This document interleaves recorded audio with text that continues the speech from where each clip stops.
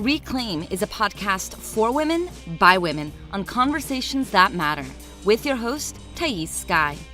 Together, we will explore the questions of what does it look like to reclaim our sovereignty, our worthiness, our voices as women in this messy world. No topics are barred as we offer roundtable discussions on life, spirituality, politics, and what it means to be a woman in the modern age. Let's do this.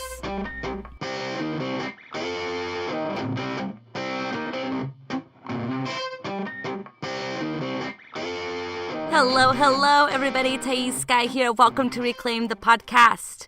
We are now on episode 28 of Reclaim, which is just absolutely insane. You saw that, right? This episode is 2 hours long. So I'm going to be as fast as possible in this intro so we can get into the conversation because it's a good one. Okay. First off, thank you for those who have supported Reclaim through Patreon. If you haven't gotten the memo, Reclaim is now on Patreon. It's my way of keeping this podcast ad-free, and all of the money that you are pledging through Patreon goes directly back to the podcast and helping it make it even bigger and better. So thank you for those of you who have pledged this past week, like Natalie and Nina. It's really quite life affirming. Like, it feels so good when you get pledged by a colleague, by a friend. There's something about strangers who are enjoying your work who decide to pledge. I love all of you. And there's something really fun about seeing someone who is walking on this journey side by side with you, pledging their money into your work. It's affirming. It says, hey, I see you.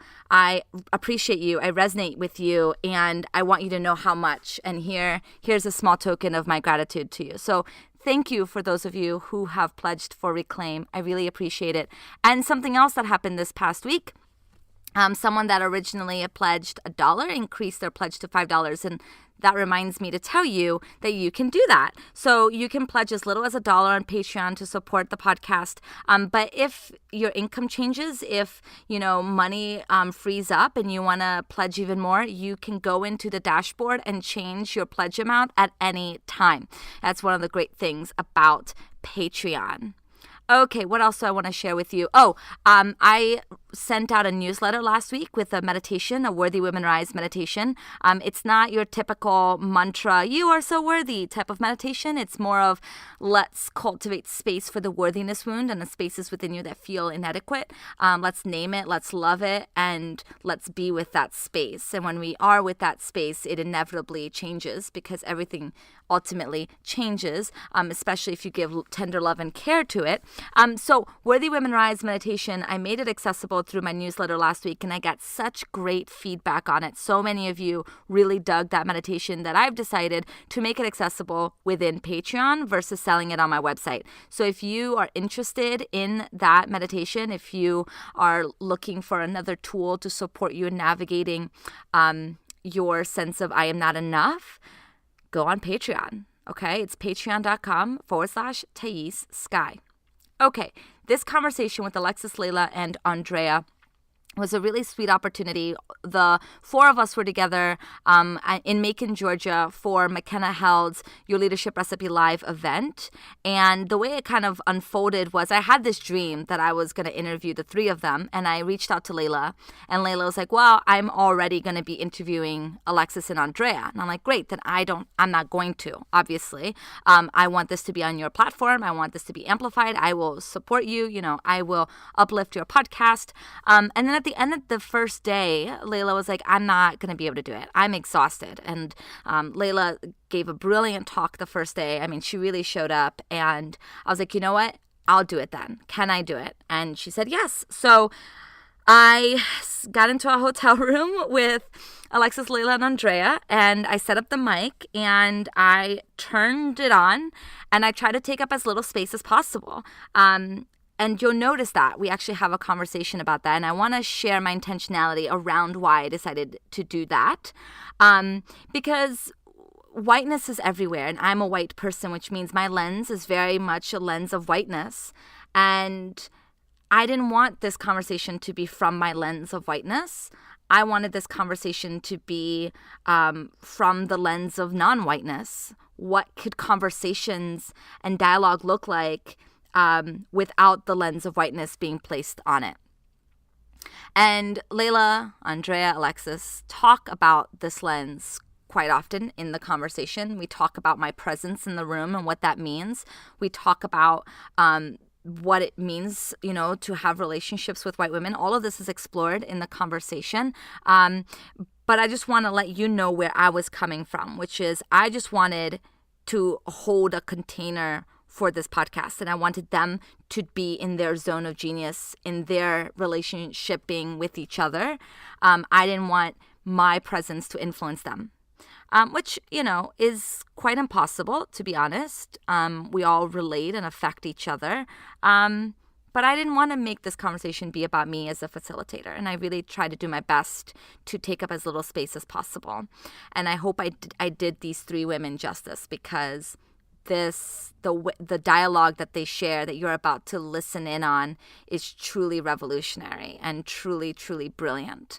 So you are in for quite a treat. Let me read to you all of their bios for those of you who are not familiar with these three brilliant individuals. First off, we have Alexis P. Morgan.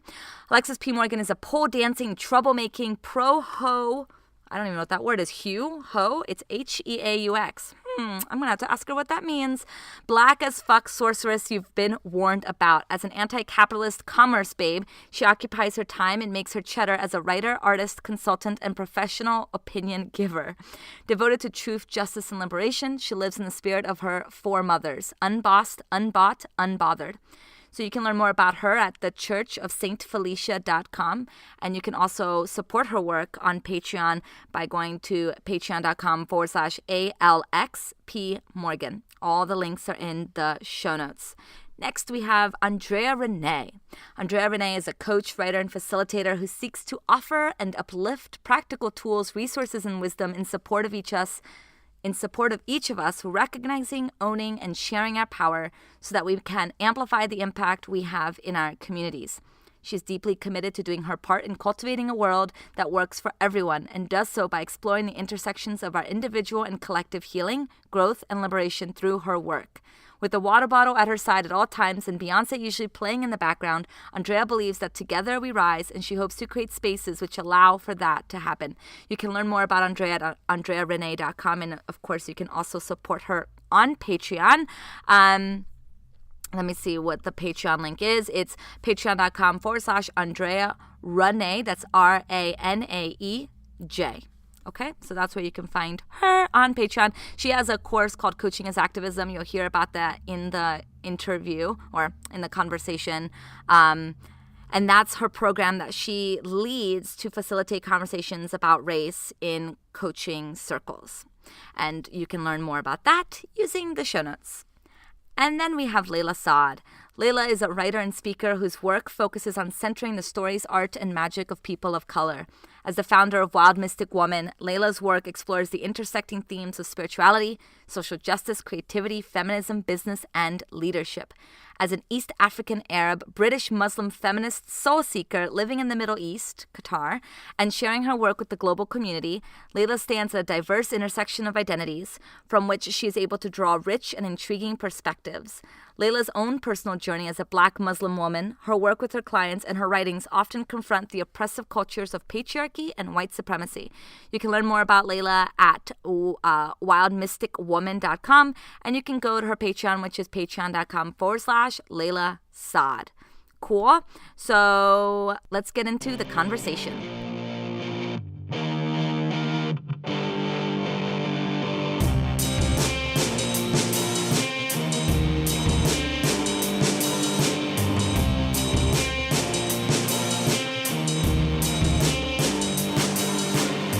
No. I was about to say, I called dibs on last. All right, so we are in a hotel room in Macon, Georgia, with Andrea, Alexis, and Layla. And I am so lucky to be in the room with these three brilliant individuals. And we're going to talk about reclamation and see where the conversation goes. So why don't we start with my right? Layla Saad, what are you reclaiming? I am reclaiming Oh, I am reclaiming love, joy. I am reclaiming myself outside of the scope of the angry Black woman. So giving myself access to other parts, right? So much of my journey has been around anger, and anger is wonderful and great, and I write a lot about it. But when you do that, it's easy, first of all, to get consumed by it. And when you're writing to an audience that has a lot of white folks in it, it's very easy to get painted with that brush, and then that's all that you are. So I'm being very intentional about reclaiming other parts of myself outside of that, so that doesn't become all that I am. How about you, Alexis? I said I was going last. We're going in a circle. Well, I'm going to toss the hot potato to Andrea. Because Okay. I'm still mulling. I'll go. I'm being stubborn. I'm sorry. I am reclaiming my time. Like, for real. I am. I think I've been intentionally working on like my schedule and how in the past I've like had it open to everything. Like somebody could just go onto my calendar and like put themselves in anywhere on my schedule. And so I've been working on like setting specific times. Like I'm only going to do this kind of work on this day and this day and this day, and that's it. And if they can't make it, then they can't make it. And it's just, that's okay. Yeah. I've been doing the same. Yeah. It feels so good. Mm-hmm. Yeah. And I think I've been thinking a lot about the impact of my work and reclaiming. I don't know if it's the right word, but like maybe like recognizing in a different way, like how my work is influencing people. Something that I'm working on. All right. And back to me. Alexis. Right now, I'm working on reclaiming beauty.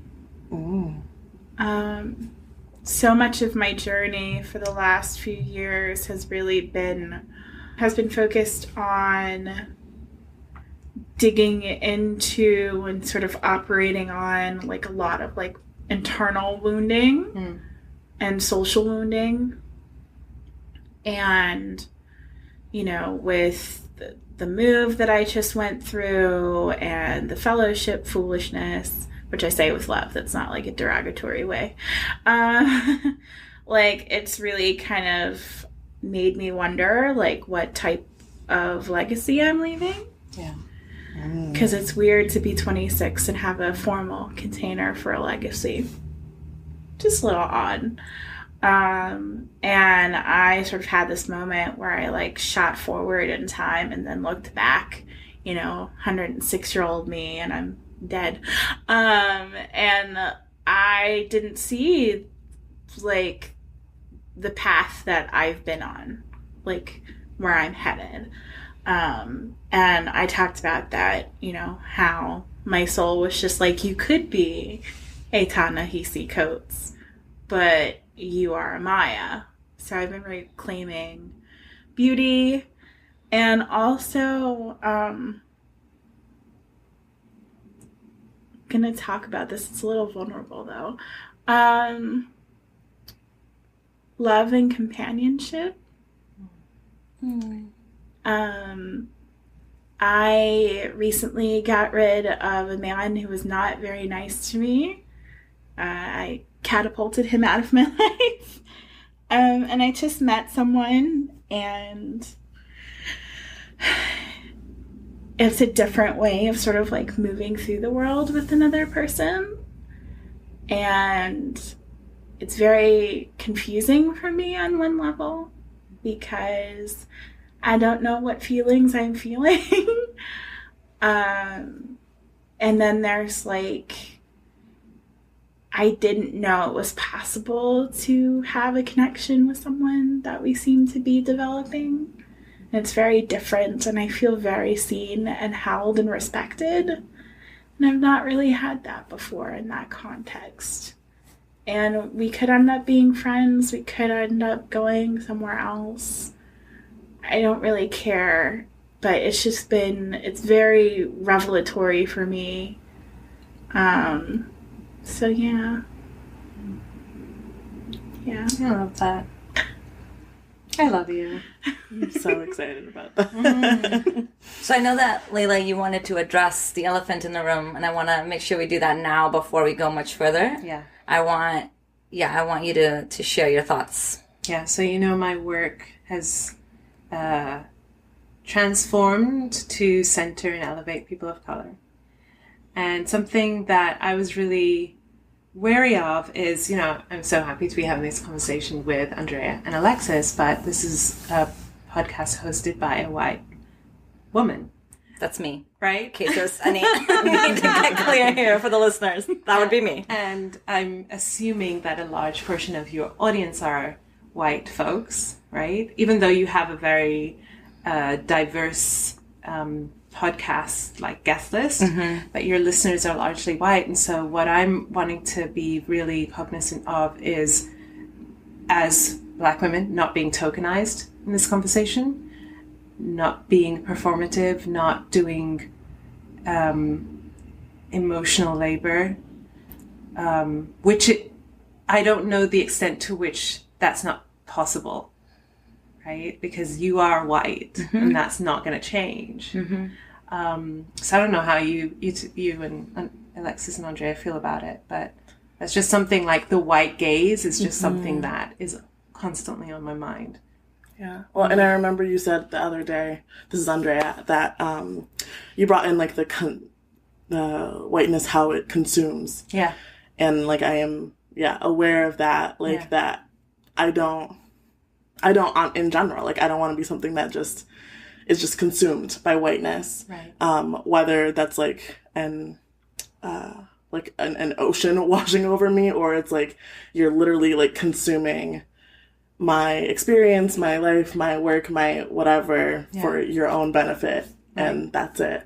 And I don't know if there's like easy answers to that, but yeah. And I mean, we do that. I mean, even if Thais weren't in the room, I think that's something that I can't speak for you, for Andrea and Alexis, but for myself, it's something that is, that's my internalized oppression. So at some level, I'm always doing that. Even though I'm constantly intentionally trying to work outside of the white gaze, it's still there. Yeah. But with a white person being the one hosting the podcast, it's even more apparent. Yeah. Yeah. I mean, right now, I personally am working on a project where I'm very deliberately thinking about what Toni Morrison said, which is, sort of creating and moving through the world without regard for the white gaze. Yeah. And I spent the other day like in really deep meditation on that, like actual meditation. And I think it's a little bit different for me today because I showed up and did a thing.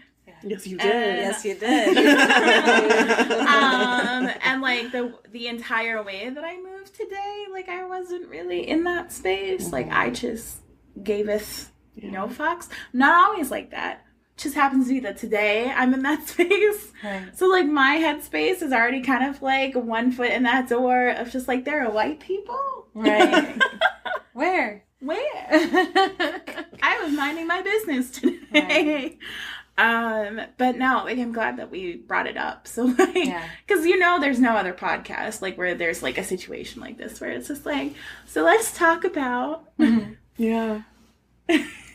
Where are you at with it, Toni? Yeah, it's an interesting experience for me as the one who's kind of supposed to be facilitating the conversation. And I'm also trying to decenter myself because I find it personally to be a treat in your presence. And if y'all didn't even look at me, that would be an honor because all three of you are so brilliantly wise. And the reason why I volunteered to be leading to be having this is because, Layla was going to, and she felt too tired. And I'm like, I'm willing to do it. I'm exhausted and I'm willing to do it. I want to do this. So my experience that I'm holding right now is how can I do all of you service to not put myself here and hold the container of just this podcast, but allow you three to hold the container of your conversation. Right. So that's where I'm at right now. I find that so interesting as well because, I mean, we're talking about a podcast right now, but I often think a lot about white coaches. Yeah. And how they're doing that in their work or not doing it in their work, whether they're cognizant of it or not. I know that's what you are, Andrea, helping people with specifically, right? And coaching as activism. Yeah. Yeah. Well, I meant like my teacher mind is thinking like it would be really cool for Thais for you to do an episode around like just talking about like the worthiness and like the decentering of whiteness and like your thoughts around that, because I think that's something that a lot of people struggle with. Yeah. A lot of white people struggle with. And I struggle. Like, I struggle to, like, I'm actively working on centering people of color in my work, centering their experience, not that the white experience, the experiences of white folks in the spaces don't matter, but, like, seeing that the people of color in the space don't have the same experience and wanting to really focus on that, the white people will benefit no matter what. Right. And so, but it's difficult to decenter something that is literally feels like it's like the air we breathe. Yeah. Well, and it's interesting for me because, you know, I've been hosting this podcast, I think like 28 episodes now, and I feel like I have a really good, diverse, speaker, panel that I've been really cultivating. And every time I interview, almost every time I interview a woman of color, we end up talking about race. And every time I interview a white person, the conversation race doesn't come up organically. Most of the times I'm bringing it up. You have to introduce it. And so how am I somehow expecting women of color to talk about race when that's not necessary? And Layla and I were having this conversation beforehand where there's already so much work that women of color do in their existence, then expecting them to continue to have to talk about race. I mean, it's exhausting. Yeah. So that's also, I think, a way that I center myself as a white woman is in how I'm engaging in those conversations. Yeah, that's a good outlook. And then we talked about how there are many women of color who don't want to talk about race. Like, they just want to do their work. And they should be fucking allowed to do that. Yeah. I'm in that space right now. Yeah. Where I really do not want to necessarily be doing that work all the time. I have to repeatedly say over and over and over and over and over again, I am not an anti-racism educator. I am not an activist. I am barely an advocate, if you would even call me that. I'm not a community organizer. I am none of those things. I am a Black woman who is a writer and an artist, and I talk about race because I am racialized and live in a racialized society, and it is part of my lived experience. And as a writer, as a creative, we draw inspiration from living life, like be it our own personal experiences or the experiences of people around us, obviously respectfully, because, you know, of course. But I've also gotten to this place where I have work that I need to do privately around race. Yeah. I have a lot of wounding, that I'm still working through. I am very insecure about my childhood and my parents, and finally, like, getting into the really, really ugly stuff of finally, like, unpacking, like, the last, like, layers of, that experience. And I have a lot of work to do, and I don't necessarily feel like having that work take up, like, the volume of my body of work. And part of my intention with doing this whole, season of Maya was to purposefully create a different container that wasn't reactionary to my lived experience, because I realized creating from this reactionary font was not only draining me and making me extremely cranky, and self-conscious and kind of like aggravated. But it wasn't really, it's not really filling my cup. Mm-hmm. I mean, it's helping me understand my thoughts because that's why I write. Mm. But it wasn't visioning. Mm-hmm. Yes. And so yeah, like, if you're always thinking about the white gaze, like, you can't see anything because it's opaque as shit. Yeah. And I'm ready to move into the visioning work. And I had a dream about Octavia Butler and me just like literally sitting at her feet with my head against her knee and saying to her, like, I don't want to be in this place anymore. I so feel you, It's Alexis. so beautiful. Oh my gosh. Oh, I so feel you because, you know, I've had to tell people time and time again, I'm not an activist. Stop calling me an activist.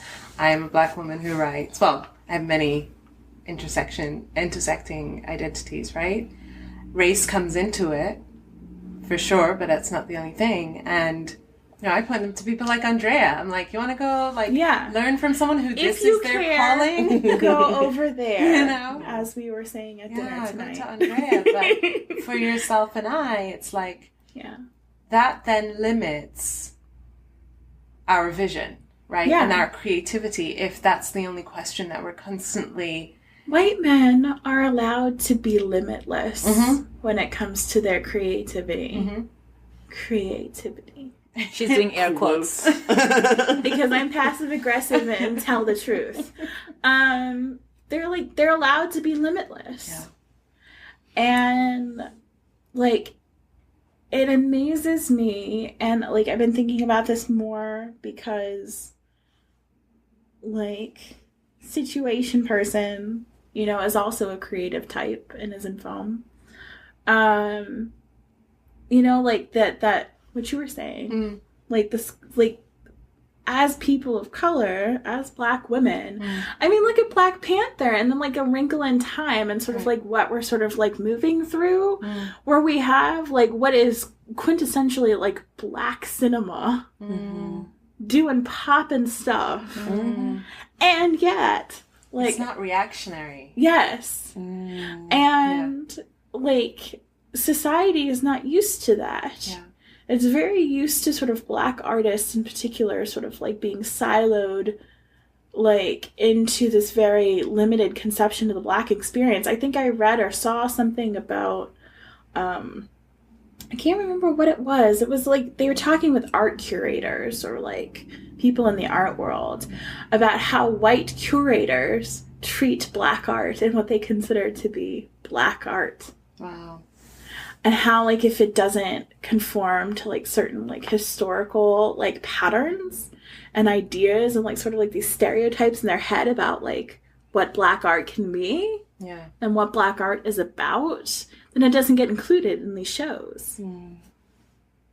And I think about Black Panther. Like, I mean, obviously, like, this is very Black. Okay, that's a bad example. You know what, like, I'm thinking about? I'm thinking about Michelle Obama's portrait. Yes, I was about to say Amy Sherald. She gets that all the time. Right.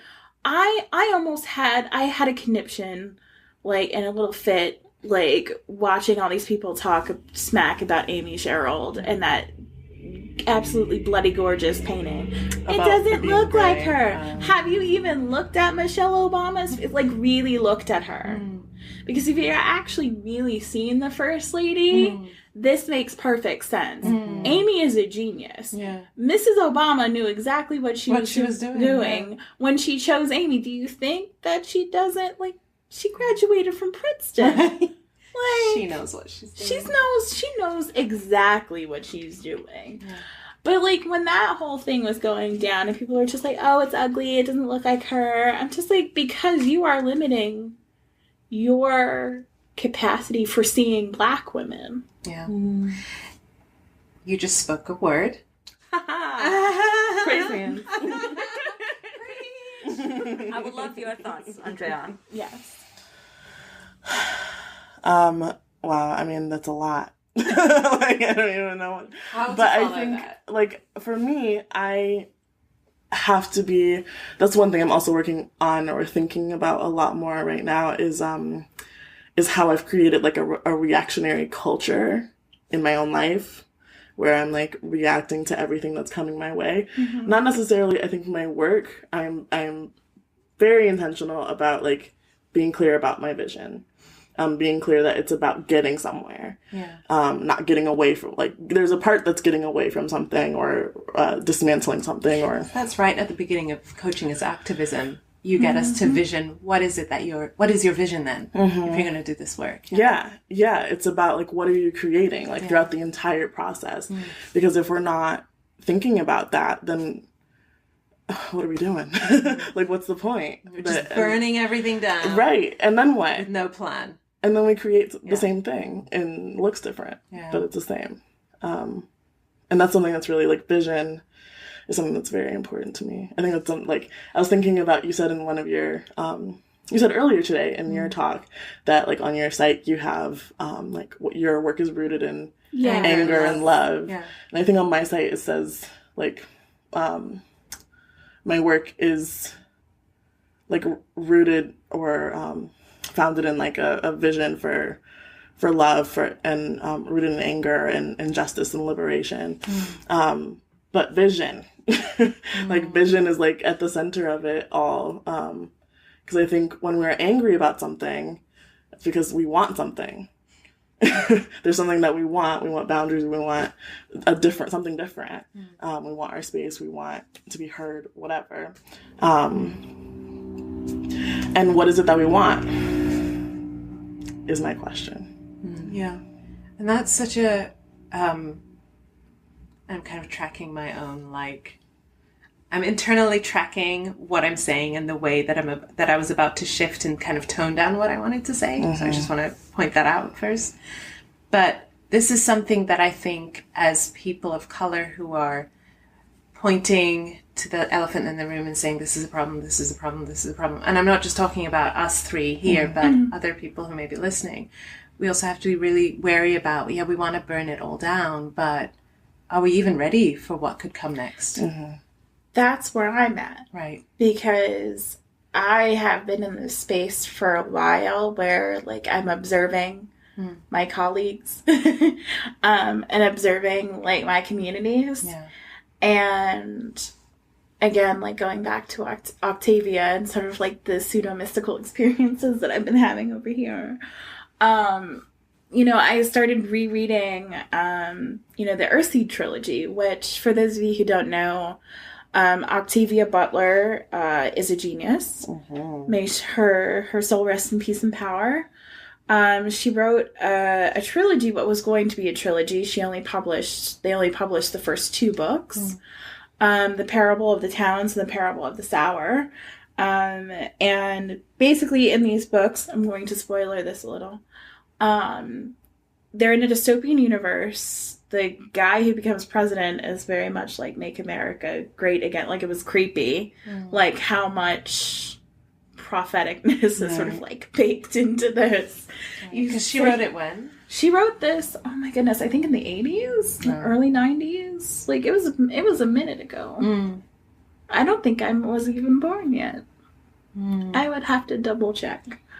I don't know that much. I'm not that much of a book nerd right now. But this teenage girl, finds herself sort of having to navigate, what's tomorrow going to look like. And Earthseed, which is the spiritual sort of framework, we've tied into Theis's podcast. Spirituality. Is she... 1993.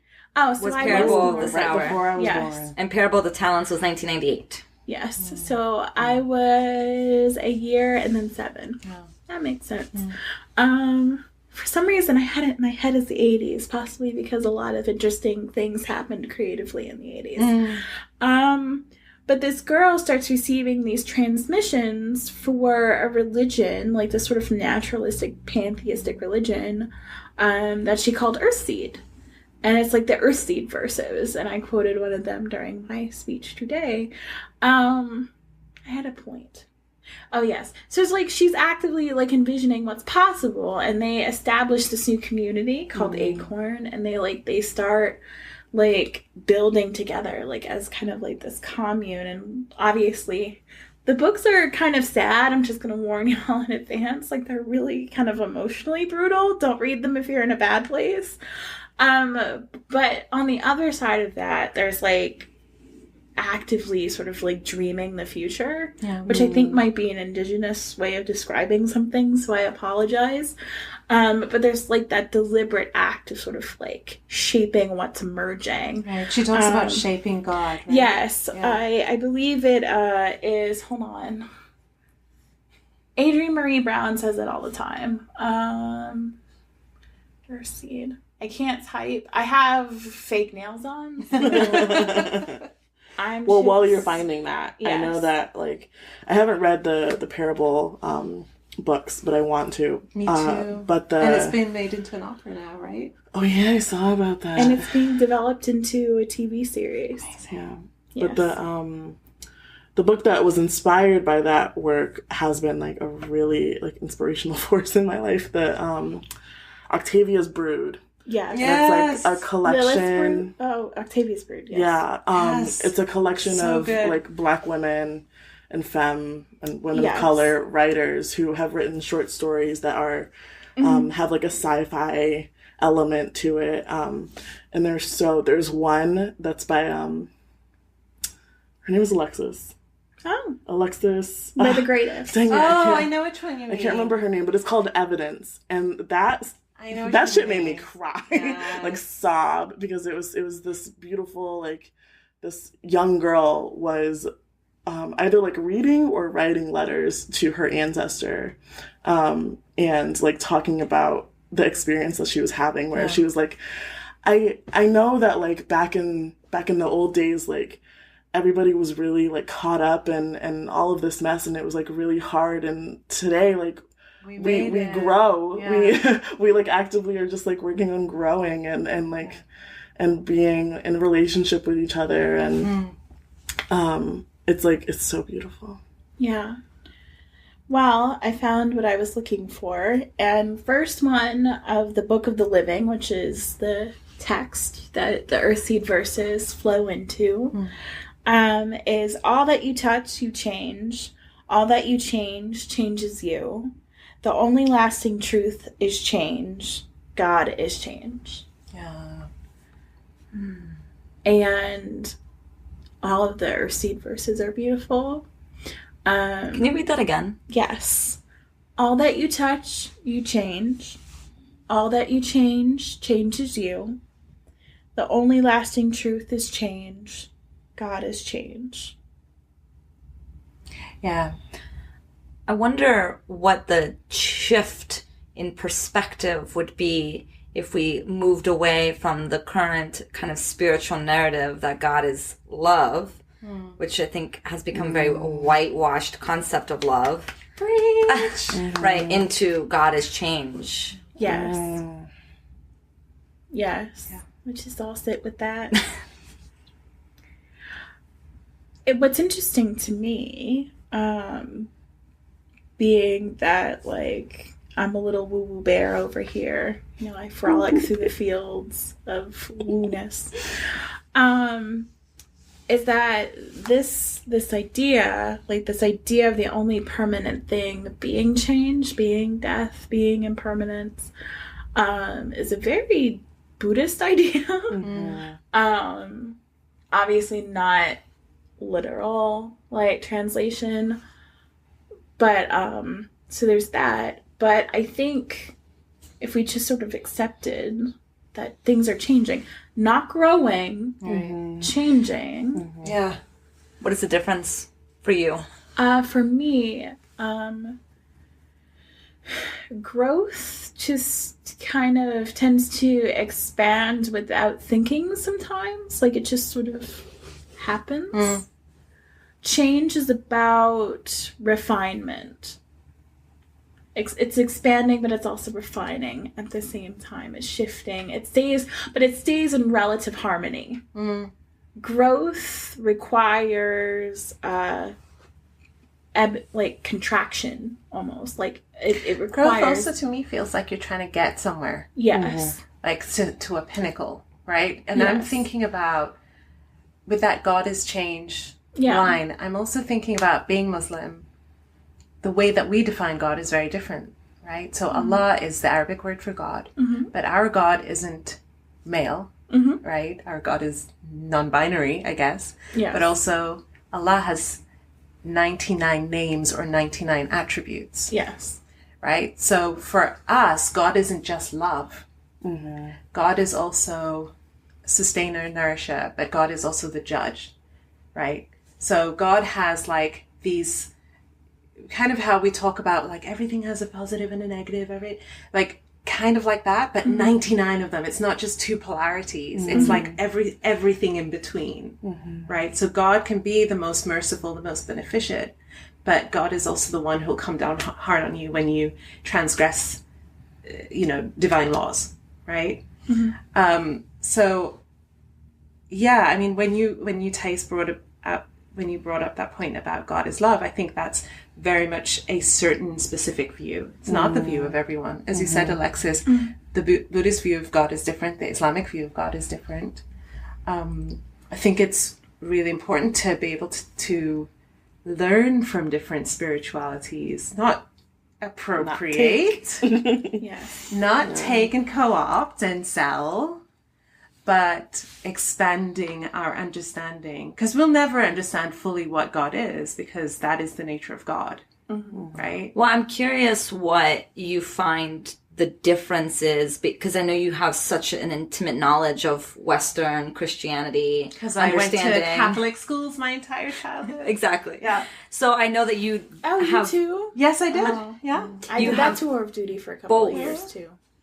Yeah, I have both. So since you have both perspectives, I would love to hear how the perspective that God has 99 qualities allows you to have maybe a greater capacity to be with things, as opposed to that kind of narrowish God is love. Or if you find that it narrows, you know what I mean? I just love to hear your opinions on that. For some reason, I'm thinking about the Holy Trinity. Right? And that was the biggest struggle that I had growing up. I grew up in the UK and I went to Roman Catholic schools until I was 15 years old. So did you grow up Muslim? I did, yeah. And that's actually not that so unusual. The reason why I went to Roman Catholic school, let me explain that, because I just said it and you were like, what, but why? I don't find this odd at all. Right. So my parents sent us to Roman Catholic schools because their education was better, the discipline was better, they were better quality schools. But they had to, I had to navigate that. We went to mass each week. And I was singing hymns and doing all stuff, but never went up for communion, right? And I had to learn the history and read the Bible and all of those things. And so, someone was saying today at the conference about how people of color know more about whiteness than white people because we're constantly having to navigate. So I know more about Christianity than a lot of Christians know about Islam, right?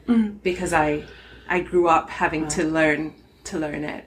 I think I really want to be conscious of not judging anyone's spiritual path, right? And I am someone who also looks at other spiritual paths outside of Islam to help me to shape a broader understanding and to develop my understanding. But for me, there's something very powerful in having God be this ever-changing, 99 different attributes of God's expression, versus God is God, and then he is Jesus, and then he's the Holy Spirit, and it's this triangle. That was always very hard for me to get my head around. But yeah, I don't know if that answers your question, but I just found it expands my capacity for understanding then when something shit happens, that's also God, right? When something doesn't go your way, the law of attraction is if you do A, B, then it equals C, right? In Islam, it's there's that, there's the good shit, but there's also this other stuff, because life isn't one thing. Yeah, it's not static. It's not static. Yeah. Yeah. And it's for me, God is mystery. Yeah. And I also come from a Catholic background. We have established this because I inserted myself into that little dialogue. That's okay. Yeah, so hearing that you went to private Catholic school actually doesn't... Not private, but Catholic. Yeah. Catholic schools. Yeah. Doesn't surprise me at all because friends of mine who are Muslim, who also went to Catholic schools, part of it for their families was that the schools were generally more accepting of the religiosity of the families and were more respectful, and the cultures were a much closer match.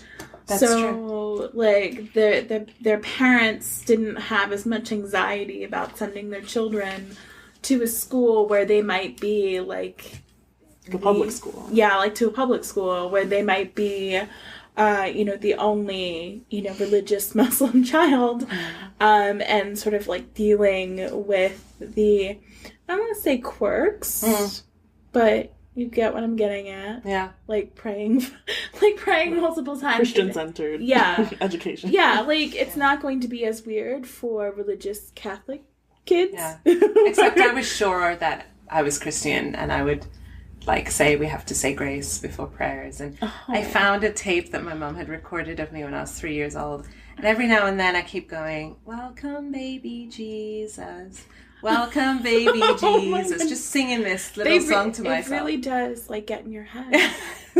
All these years later, I still remember the Lord's Prayer, right, and the Apostles' Creed and Hail Mary, and right. I've not been my return to Catholicism happened because of my occult work. That's what I was saying about exploring other, right? I found Jesus through magic. Yeah.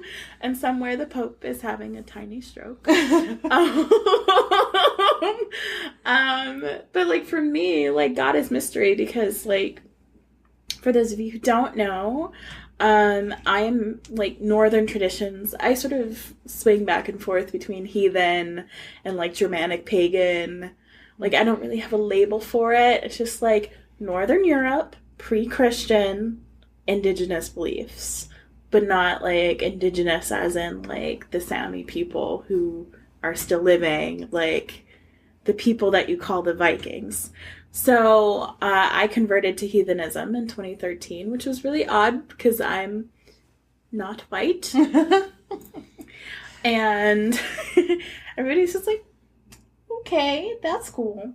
But in heathenism, we have this concept of the weird, which is basically all the threads of existence sort of weaving together. And when we think about the weird, the Norse and the people that we would call the Vikings had a much more free will oriented sort of perspective on they're very realist, kind of brutalist, because they lived in the frigid north and yeah. And fate is shaped both in the past and in the present and in the future because they don't have a linear sense of time. Their sense of time was circular and cyclical. So your actions were actively sort of shaping destiny, right? And there wasn't the best way that I can relate to it is I don't see God as being a petulant child. I don't necessarily... I see divinity and action based on the actions that we take, but it's also intersecting with the actions that other people take. Yeah. So one of the things that I always get into with spiritual white ladies over the law of attraction is they get the one part, this actively shaping one's choices and being deliberate, but they miss this part. And that there's this element of chaos that sort of streams through, and that chaos is also God, it's also divinity. And what's also sort of shaped my perspective in terms of this idea of a shifting God too, is reconnecting to voodoo. Where I get cranky because the Loa are technically not gods. They're technically demigods. They're emanations of Bondye, who is great god in Creole. And Bondye doesn't have a personality. Bondye doesn't care about us. Bondye just exists and is agender and just is, right?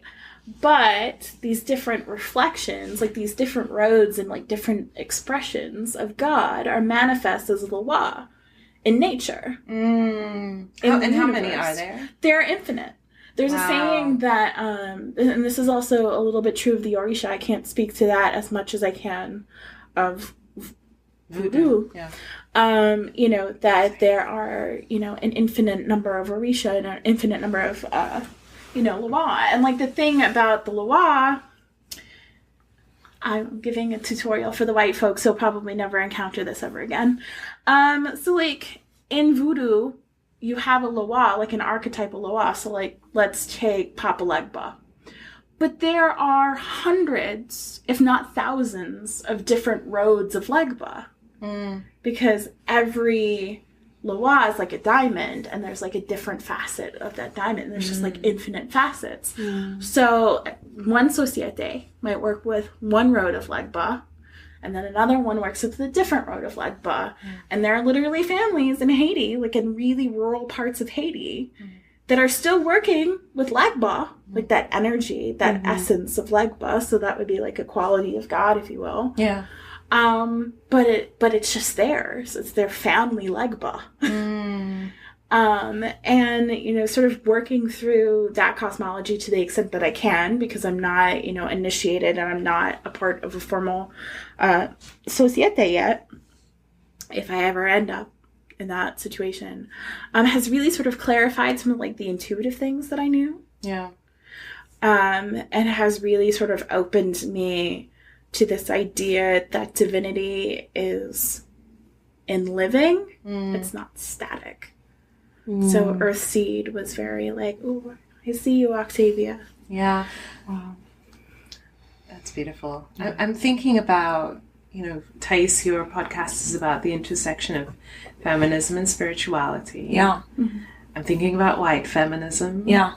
And I'm thinking about New Age spirituality. Exactly. Right? And how that is so different to what Alexis has just described. Yeah. Because what you've just described is a completely whole different worldview.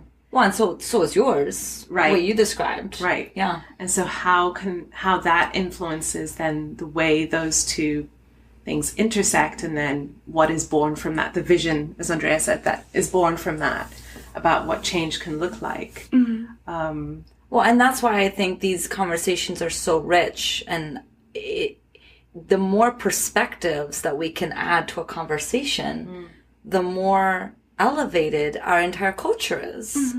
And I feel it's so boring to talk about the same perspectives, that white feminism intersection with the New Age spirituality. It's so boring. And in many ways, to me, I see it as very immature. It lacks so much depth. But it's comfortable. Of course. And it's... Oh, I didn't mean to interrupt. I know, I was just going to say, I'm thinking about Andrea's work as well.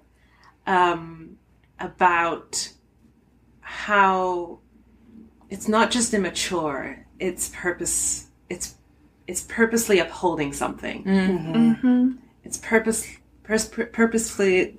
upholding systems of oppression, but in this really nice looking pretty package. Oh, it's an okie doke. Right. Just covered in rose quartz. Right. Well,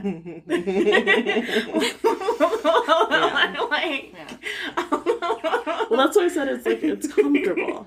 Yeah. Like, I think, like, I can imagine, like, some people listening are like, well, like, it's immature, it's okay, yeah, but, like, why do we do it? Why do we keep doing it? It's comfortable. It's alluring. It's enticing. It's simple. Yeah. It keeps things simple. We don't have to go into the unknown. And it's controllable. Right. And what I was going to say was that, like, blackness didn't invent itself. Whiteness created the binary. Right. Whiteness created this concept of blackness. Whiteness is binary because it contrasts off of blackness, like regardless of like the racialization of other people.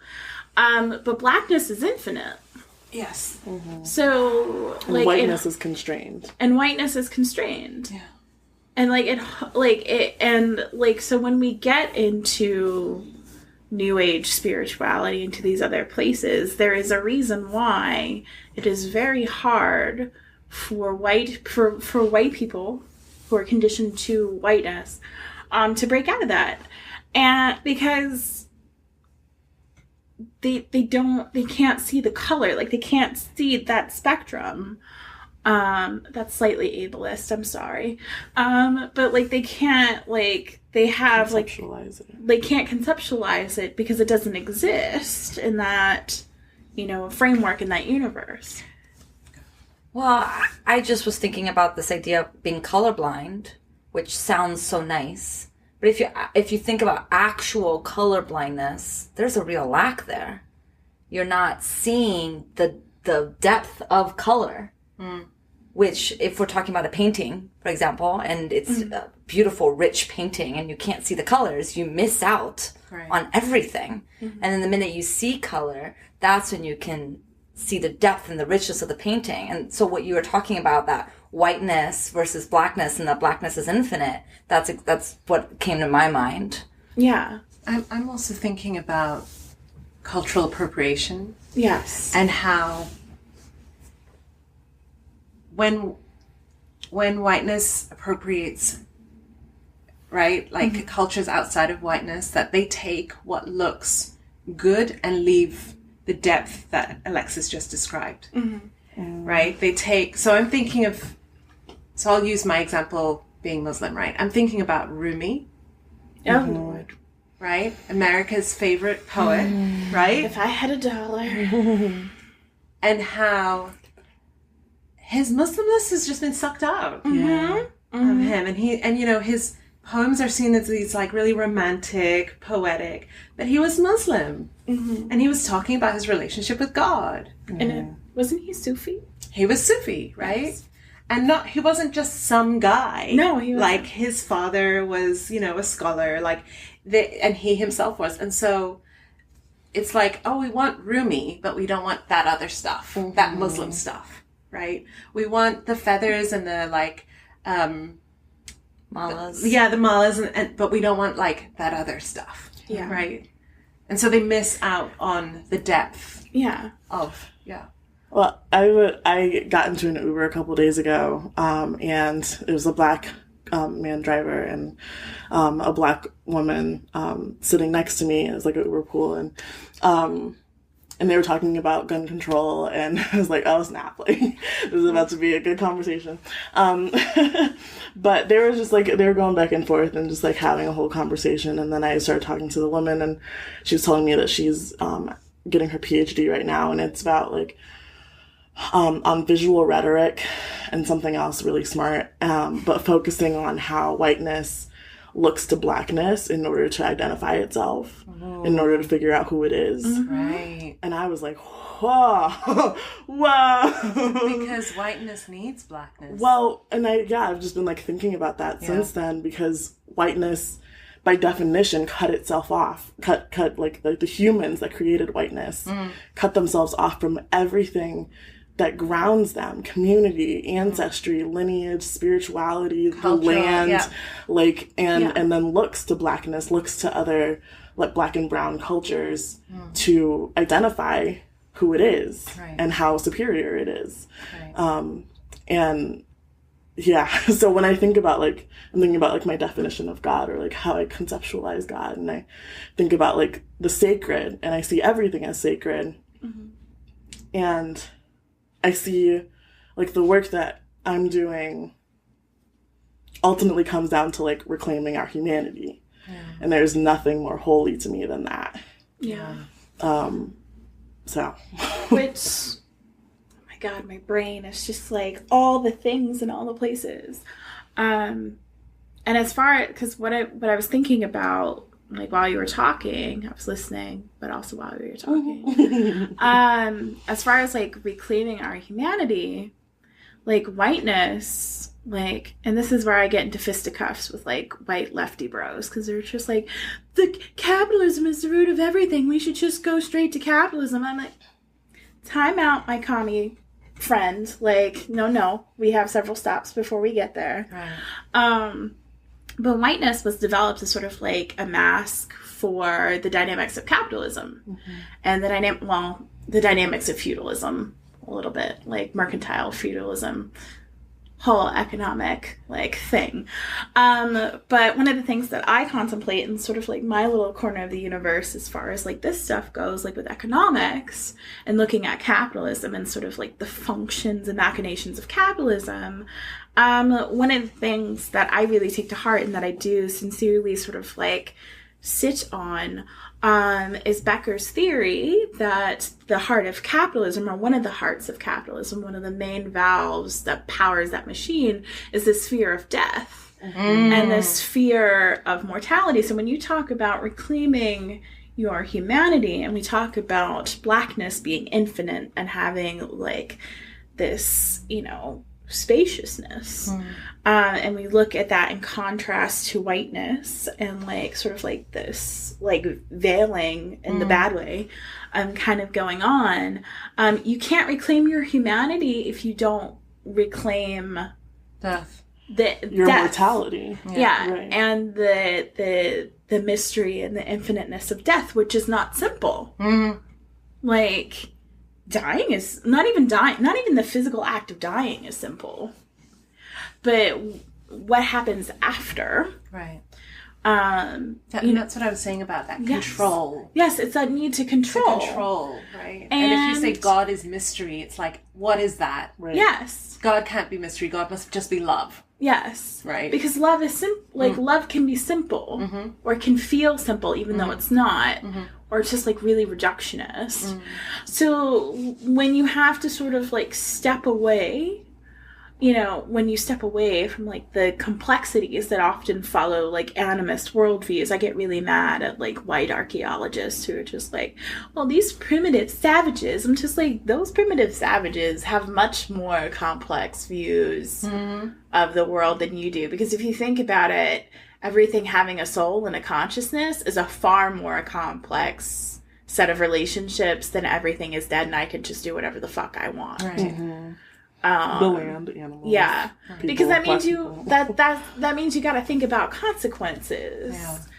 And when you don't have to think about consequences, you know, everything is a lot easier. So like I feel like as a species, we sort of, I feel like whiteness was almost inevitable. Not to say that it was a good thing. I'm just saying it was almost inevitable. Because I feel like for us to get through certain things, like developmentally as a species, we had to like get really simplistic and sort of like contract our little brains, like to just kind of like power through. I don't know if I'm making any sense. Yeah. But it doesn't make it right, and that doesn't mean we keep it. Right. Because there's a whole bunch of things our ancestors did that we have decided as a collective are no longer cool. You know, there's a whole list. Slavery, right? Using crocodile dung as birth control. What? You know, really random things. I don't know if I want to know that story. Human sacrifice. Human sacrifice, right? Not bathing. Right. Just a whole bunch of things that are really gross that nobody wants to do anymore. So I want to pivot just a little bit. I'm very curious, you know, Layla and Alexis both shared that they're looking at honing their magic outside of whiteness. And Andrea, you do work directly with whiteness. And I'm curious about your relationship with that. It's ever-changing. I'm complex. But I am constantly, like, I realize I have a gift. Yes, you do. That is to be able to be with uncomfortable things, to be with violence, and the complexity of human beings. And that helps a lot in my, especially if I'm working specifically with white folks. But I am also, like, constantly aware, and, like, I have, like, community to, like, also keep, like, check in with me, about, like, what, if there's ever any moments where I am abandoning myself in service of white people, being better people. Mm-hmm. And that's not my job. We had a whole conversation about that last night. Yeah. And I've gotten like really clear, like as I show up in my work, especially around like coaching as activism, I've gotten really clear this past couple months, like when I show up to the space, what my work is. My work is to show up. Their work is to show up. Their work is to take responsibility for their learning, take responsibility for their emotions, for their judgments, for their fears, everything. My work is to facilitate that. Yeah, like you're not their mommy. Yeah, and I realize that in the past, there has been this dynamic, not all the time, but it's just like very subtle, where people are asking me to do their work for them.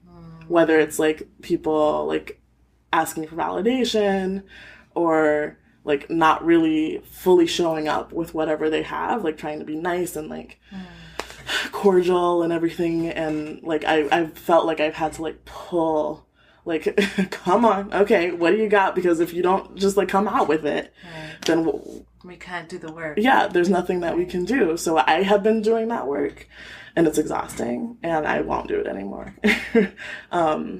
But yeah, I've had to, and I'm continuing to create better boundaries around what I am and am not willing to do. Yeah, because I feel like any time that Black women are interacting with white women, that's always going to be a dynamic that's there, right?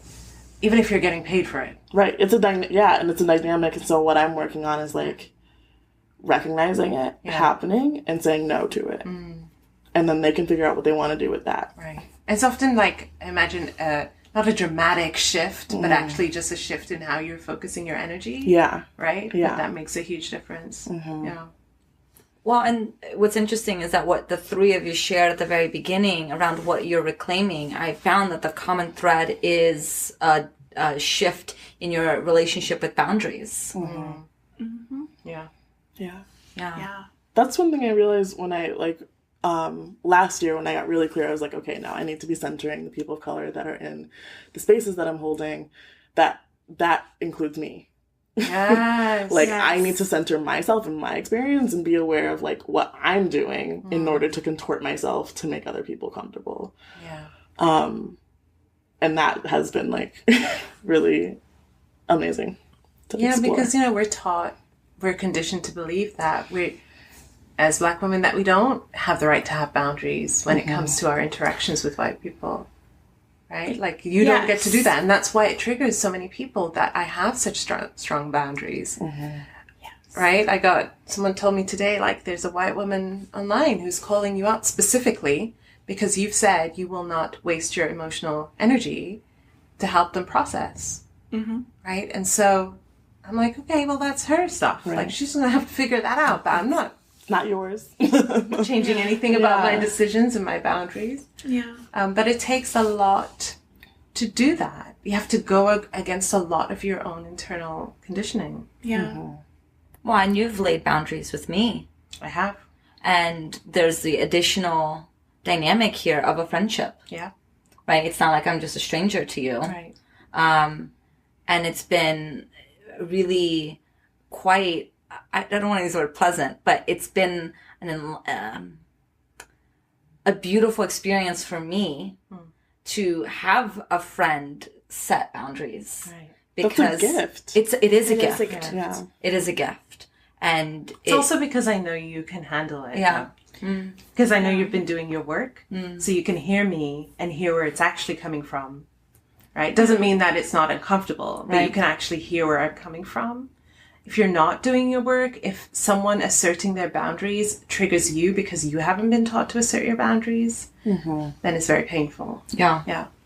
But the level of like intimacy or like connection that or relationship in general that can happen when we are doing our work about like our identities and like how we're seeing the world, our perspectives. Deepens. Yeah. So much opens up. Yeah. I mean, that's why like my relationship with Michelle. Your bestie. Yes, bestie. Hi, Michelle. I love you. Michelle Nicolaisen. Michelle is white. obviously.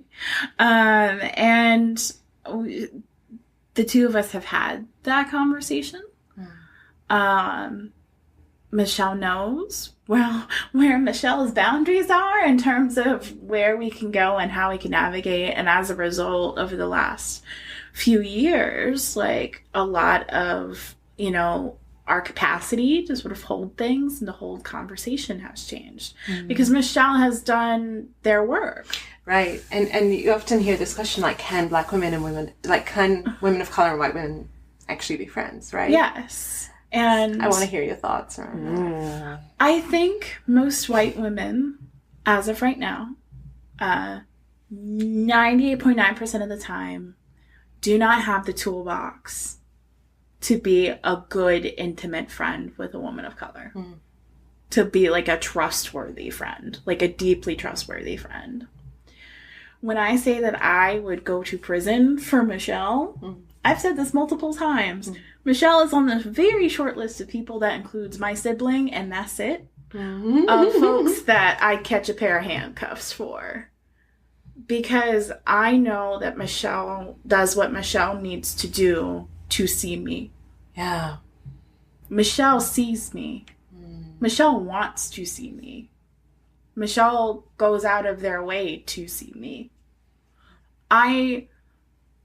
So Michelle went to the protests in Charlottesville where the car rammed into the crowd.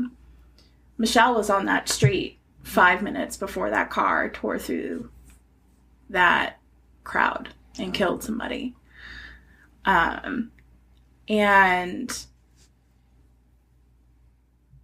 first of all, the fact that they were there, says a lot.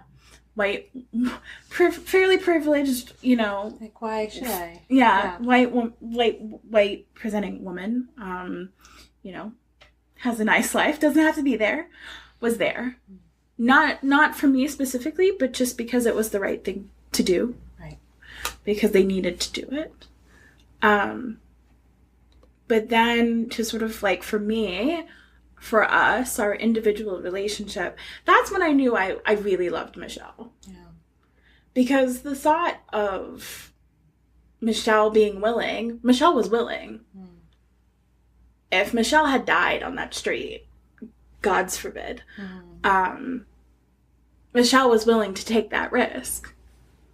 And that's when I knew that I could really, like, love and trust this person for the rest of my life, like, in that deep way. Yeah. So good. Because I've already seen the proof. Right. There is proof in that pudding. Right. So that trust is earned, right? Yeah, it's that not trust just is earned. because she says, That they say is- that you're safe with me. That is 5 years of hard conversations. That is multiple interactions of other white people being up to some fuck shit and Michelle being like, not today. Yeah.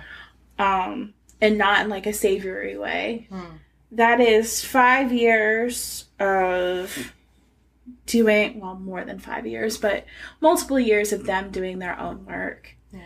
And then it was when push came to shove. Were you there? Did you physically show up? Yeah. And I could have lost my best friend that day. Right. Because their commitment to justice and to love transcended that. And if you as a white woman can't do that, you can't have what Michelle and I have with a black woman or with a woman of color. You can't. I'm sorry, you're not courageous enough. You're not brave enough. Right. What are your thoughts around that? I have been best friends with a white woman for the last 4 years. And then I started talking about race, and they suddenly just went really quiet. So they don't interact with my work. They don't support my work on Patreon. They don't share my work. They don't have conversations with me around my work. They don't enroll themselves in any courses or read any books on this. And so I'm like, what was our friendship then? Right. Because if we were talking every single week, like you were my person, but then when I'm talking about something that is not just like theoretical, it is my lived experience. And you just ghost, and you only show up on my post when I'm talking about my kids. You only show up when I'm talking about like sheet masks or whatever, right? Mm-hmm. But when I'm talking about like things that are painful and things that really matter, you're silent. When I notice that you're suddenly no longer on Facebook that much, like, that's weird. That correlates with when I started becoming more vocal about these topics, right? It really makes you question, was this person ever my friend? And I know I've had this conversation with so many other Black women and women of color, right, who have had the same experiences, and it's very painful. It's heartbreaking. It is heartbreaking because you have invested so much in that friendship and that relationship, and then you realize they don't actually see you. Yeah. Mm-hmm. Wow. And like for me, like to just take this to another level, my parents were both white women. Right. So that's a whole other level. And not only have, and trigger warning, sexual abuse, child abuse, content warning. Not only have I had to come to terms with the decisions they made around, not only did they let the man who abused me back into their home after they knew that he abused me, they made me hug him. They made me kiss him. They made me sit next to him. They made me be in the same room as him and act like nothing was wrong. And they forced me to lock myself away in my own room rather than having space in my own home. And they did that for money because they were concerned about an inheritance. So not only do I have to come to like terms with my parents valuing capitalism over me, a physical human being, and more or less selling me, I also have to go through this whole level of these were the people who voluntarily adopted me, signed papers that said, yes, we will feed and clothe and take care of this child. And then emotionally neglected me. Didn't physically abuse me, but they allowed somebody who physically abused me to continue to violate me emotionally with their consent. And then there's this other layer of, do you even see me as a human being? Right. Like, that's been a real fucking head trip, man. Like, to really, really come to terms with the fact that I don't think my parents ever saw me at all, like as a person. And that's so wild. And people think I've literally had white women say to me, oh, I think you're being harsh. I'm just like, but am I really? Yeah. Because I don't think I am. I think I'm just being real. Yeah. And yeah, so I get it. Like, it's painful. It's heartbreaking.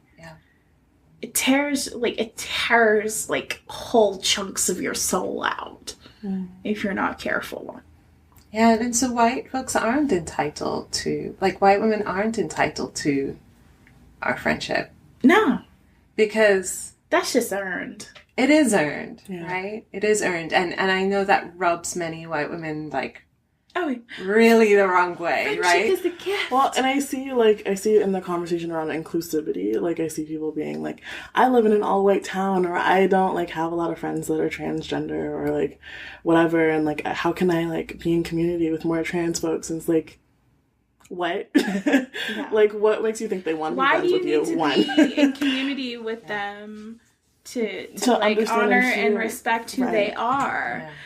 That's the thing. So, when white folks get all pissy about, oh my God, all the black people are congregating together and we don't want, yes, they don't want us at your table. It's because, we don't need to be in community with you to recognize your humanity. Trans people don't have to be in community with cis people to see our humanity. Yeah. Like, and that's the difference. Because white folks, when they get together, or cis folks, when they get together, whatever dominant class or, identity construct we are referring to, like, when we get together, and I say we because I'm a cis person. So, when I get together with other cis people, cis foolishness inevitably is lurking under the surface, at least. We gloss over the humanity of people who don't conform to that dominant identity because it's, first of all, it's easier, as we've already established, but also because that shit's insidious. But when other, like, when indigenous people, like, get together, they still recognize our, humanity of non-indigenous people. Settlers. Yeah, settlers, yeah. And that, like, that's the difference. Yeah. Like, that's really the difference. We can be in community with one another without excluding you as a human being. Yeah. Yeah, and so I'm thinking about, like, can I talk about urban priestess? Yes. Let's talk about them. There was a summit, right? Called Urban Priestess. Yes, there was. Well, there is a company called Urban Priestess. Urban Priestess, run by 2 white women. And actually, so they have this summit, but this isn't the first time that they've been called out. They got called out last year. Yeah. Yeah. So I recall that. I remember.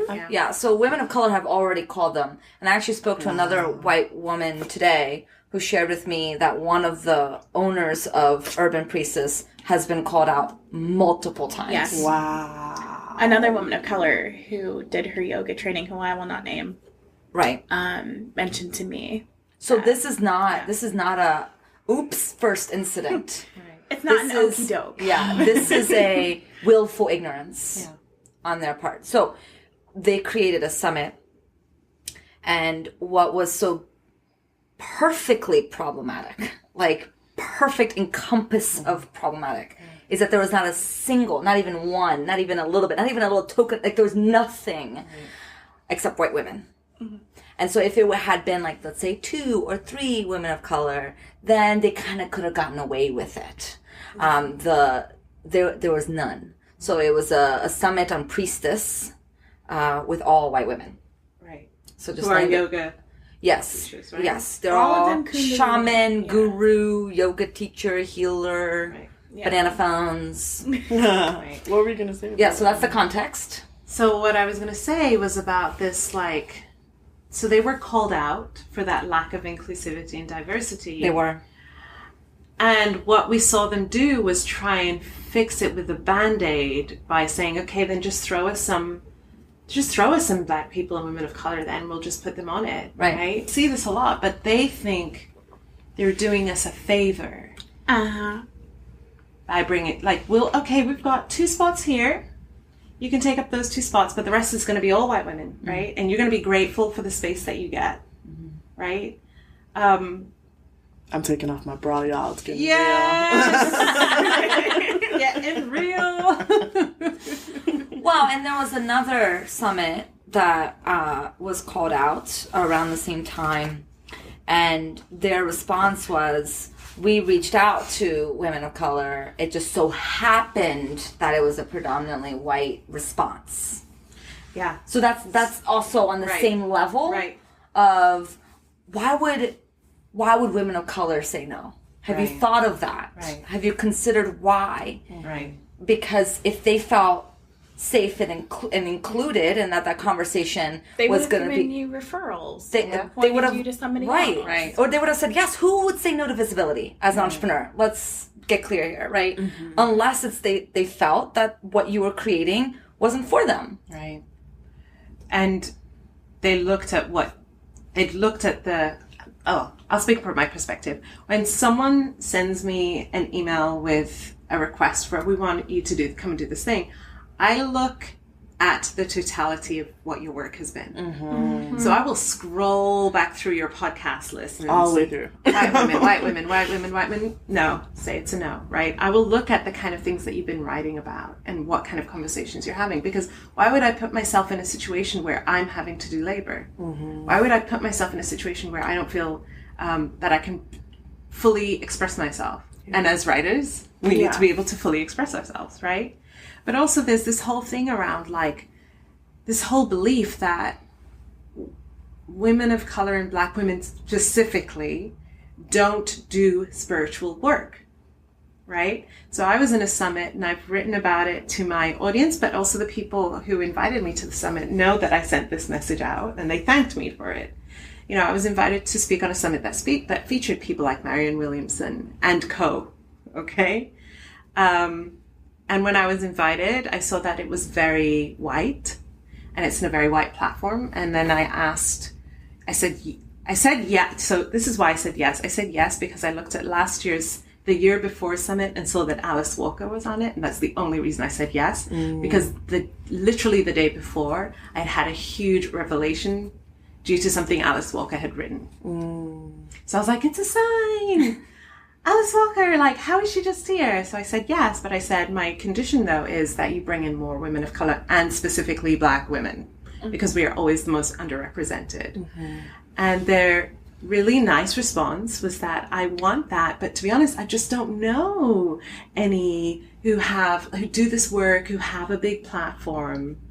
Right. And so my first instinct was to want to throw my laptop across the room. Right. I was about to say, I see several problems with that. Nice response. Right. When I say like doing the work for them, like that's it. That's the work. Right. So I had a choice in that moment. I was like, I can either like get really mad and like stay there, or I can make a conscious choice about what I want to do next. And I can either just say, well, no thanks, but no thanks, or I can use this as a teaching moment.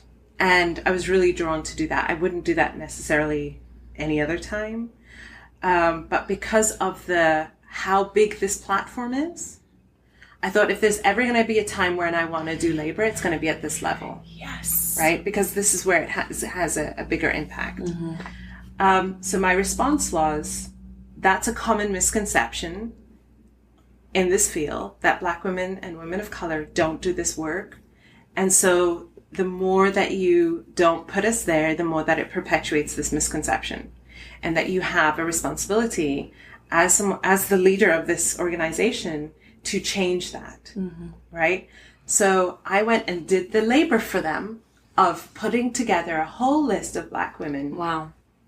Not just their names, but their bios. And I didn't just pull their bios from their website. I actually wrote bios for each one. Wow. Right? And for many of them, like for about half of them, I knew them or was connected to them and said, I will make the personal introduction. Right? Because I wanted her to see I'm not fucking around. Right? Yes. And I wanted to be able to make a change in a way that can reverberate out afterwards. I mean, already in our conversation, I said, when we have our conversation with the summit, these are the things I'm going to be talking about. And she invited me on because those are the things I'm going to be talking about. But if it's just me, then you're just tokenizing me. Right. Right? So bring others in. And so her response was, thank you so, so much. Can you connect me to these people? Is it also okay if I send this list to our summits team so that they can reach out to these people for other events? Right? And so that was a way that it actually had the effect that I wanted it to have, right? But still, it's like she is in her bubble, so she doesn't have to see these people. And I was going through these lists of putting together these bios, and I'm like, and this is my honest opinion, but I was like, every woman on this list that I've put together far outshines a lot of the mediocre white women that you have on your summit. Right? Like, each one has done incredible work. So don't tell me we don't exist. Don't tell me we don't have a big enough platform. Don't tell me we don't do this work, because we do. And it is purposeful that you don't see us. It is set up in that way that we're not visible to you. You see evidence of us because you culturally appropriate it, but you don't want to see us. Yeah. That's everywhere. Everywhere. The mediocrity. Right. I think about that a lot. Right, because we're conditioned at a young age with you got to work twice as hard to get as far, right? So we are better because we had to be Because we had to be. We had to be. And yet, still, we're not visible because it's designed that way. Mm-hmm. I think this year, for example, like Harvard's incoming class was mostly not white students. Or this was like the first year that happened. And like the conservative talking heads like exploded everywhere. And I think for the last like 4 years, like the only kids that have been accepted to all of the Ivies have been Black kids who are children of immigrants, of African immigrants, which is fascinating. From the perspective of, you know, like that says a lot about what we have to go through as Black people. But it is true. We are better. Yeah. And not that Gloria Steinem is mediocre, because of course not. Like, she's Gloria Steinem.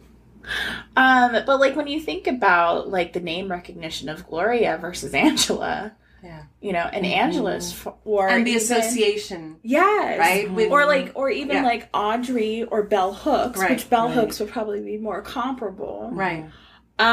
You say Gloria, everybody knows who she is. You say Bell Hooks, they're just like, who? That's a really obscure, like, Black feminism. Like, why would I want to learn about when like, women say, oh, I'm a feminist. And I'm just like, do you know who Bell Hooks is? And they're just like, who's that? And I'm just like, you are not a feminist.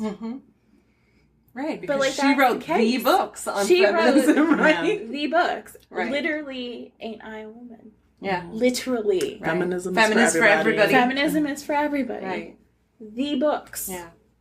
And yet, there are white women scholars who haven't done nearly the same in terms of scope of work, depth of work, nada. Yeah. I mean, even like the Combahee, I can't ever say their name. Combahee Collective? Yes. Combahee Ribbon Collective. Yes. Like, and Kimberly Crenshaw. If you asked a white woman who, like, where did the term intersectionality come from? I bet you $1 most of them would not say Kimberly Crenshaw. Kimberly Crenshaw. I'd just like to point out that every time you talk about white women, you look at me, and I take that as a big honor. So, just pointing that out. Thank you. You're our token white. I am the token white woman right now. I accept this responsibility. Yeah. But, like, it's true. Like, they don't have nearly, like, and look at gymnastics. Like, a Sonali, what's her flip? 80s. Oh. I was like, no. Oh, yeah, gymnastics. No. I was like, what? No, like there was a figure skater, Sonali, what's her fucking name? I can see her in my head. She did a black flip. Okay. Like on ice. Like that move is illegal now. Wow. And I think a large reason why she didn't win gold was because she was better than all these like lithe little, you know, Russian and French and whatever. Yeah. You know, figure skaters. And I mean, look at contemporary, you know, gymnastics now. Like, you get all this really racist commentary about how these black girls are so athletic. Yeah. They're too strong. They're too muscular, even though that's a whole fucking... Am I allowed to swear? Yes. It's too late. I think it's past that. The whole fucking point It's an explicit podcast. Yeah. Go for it. Do you know what? Though I'm also thinking about the African enslaved women who were expected to do everything, right? Yes. So they had to work in the fields alongside the men. Mm-hmm. They had to raise children, raise their babies, literally raise and white babies, right? Mm-hmm. They had to take care of their husbands and the slave and the owners, masters. right? Everything to everyone all the time. Like, where does the strong black woman thing come from? It comes from that. But that's so oppressive, right? But it's also, it is also why we are better, because we've had to be, always. Yes. We've always had to be better. And that's so, again, hard for, I'm thinking about your work, Thais, around the worthiness wound, right? Mm-hmm. And being able to hear what we're saying and not get super, super triggered, right? You know, that's my jam. Right. And so... And it's my jam because I take everything personal. Right. That's why this is my jam. Right. Also good. Because I take everything personal. I'm extremely sensitive. Right. And yet, I've been able to, through this process, hold this space without taking it personal. And it's because of my own work with the worthiness wound. Right. Because there's no way you could hear what we're saying. Right. And not get triggered if you're not doing your work. Right. But also, like, you know, we were talking about it today. If the worthiness wound looks a certain way for white women, it's even more intense for the more marginalized identities that you hold. Yeah. Well, I was thinking about, because like when you said we're better, I was thinking about like even there might be a black woman that's listening to this that's like, oh, that makes me uncomfortable. Maybe I just want to be mediocre. Right. But that's like, oh, that makes me uncomfortable, but not from a like an internalized oppression perspective. Like I don't want other people to feel like I'm better than them. Right. Even though I'm working. You are. Even though I've been working twice as hard. Right. I go through that. Yeah. Like, a lot. Yeah. You and I have had conversations about that. Mm-hmm. So I have a question that was given to me, and I was not the person to answer, and I said so, but since you three are the people to answer this. So a woman of color asked me, you know, she said that I'm seeing all these new opportunities being presented to me because people are having these conversations. And so they're asking me to speak at things, they're asking me to be a part of things. And she goes, but I don't want to say yes and leverage my color of my skin for these opportunities. That's a valid question. Like, that's a valid... And so she asked me how to navigate it. And so I'm curious what you three would say to her. Well, we'll let Andrea go first. I'll go last because I have the... I think, here. do you. Yeah. Like, if you want to leverage your skin color, leverage white guilt, leverage it. But, I mean, leverage it to, like, whatever your work is. Yeah. Yes. Like, whatever. If it's not your work, then don't be tokenized. Right. Don't put yourself in that position. Don't say yes to that. But if it is your work, whatever the opportunity is, and you're being called in and you have an opportunity to shift something and that's something that you want to do, then do it. I have no judgment. Take the white dollars, do it or don't. Right. It could go either way based on like what your motives are, what you want, what you're comfortable with, what your self-care is looking like. Yeah. But you don't have to like prove that you... Nope. I hear that's what you're saying. Like, no, you don't have to prove shit. Right. No, it's not even about like how worthy you are of the opportunity. Right. Mm-hmm. It doesn't, that's not even like a question. I'm also thinking about Desiree Adewale and how she talks about transactional versus transformational relationships. Yes. So that's something that I'm constantly aware of is this person approaching me because they're trying to get something from me. They're trying to leverage me and how they see me. And a lot of white women do. Mm-hmm. They see me as kind of like, oh, you're the most shiniest, like, black girl right now. Like, if I were to get you on my platform, that would really blow me up, right? And that would really position me in a certain way. Yeah. And I've had, like, recently someone who, I think they're just starting a podcast or some sort of project, and they said, to be quite honest with you, like, I would die if I could get you on my podcast. Like, that would just be everything. And it's like, but I literally don't know who you are. Right. So what you're telling me... And it's not about you. Right. It's about how cool they are. Right. What you're telling me right now is that you're trying to collect me as a shiny object. Well, I think we've had this conversation about white women with white women. Yes. Because that's all the time. Right. Yeah. I mean, whenever I meet someone in the entrepreneurial space, I'm always side-eyeing them. Right. Like, why are you connecting with me? Right. What do you want from me? Right. You know, I wonder if that's whiteness and it's white on white and white on black as well. Yeah. Because that's the only way that maybe whiteness and white women know how to navigate relationships is in that transactional space. I feel like it's a lot around what you talked about today in your talk. Yeah. Around like wanting to become internet famous and trying to grandiosity. do everything, right? The grandiosity, trying to get to the top there. And that is a very like colonizing mentality, right? To conquer. It's a conquering mentality. Empire building. Right, right. So activism is really hot right now, right? Like racial justice, social justice is really having a moment right now, even though it's always been. She's air quoting. Yeah. Yes. Right? But it's become more acceptable to have these conversations. And there is a lot of messaging around follow Black women, pay Black women, so there's this like need to want to associate yourself with Black women. Yes. Right? Because then that makes you look woke. Yeah. Right? Or whatever that means. Well, I mean, I did that with Alexis. So I'm pretty open that, it was Alexis's conversation and Catrice Jackson's conversation in a specific Facebook group that I just joined right around the time that Catrice Jackson was on fire in that group. Yeah. And Alexis was contributing in the conversations, and they were both talking about how white women are racists, right? And that was the spark for me that opened me up. And the first thing I did was friend Alexis. Right. And I'm actually pretty positive I did. I went into her inbox and I said, thank you.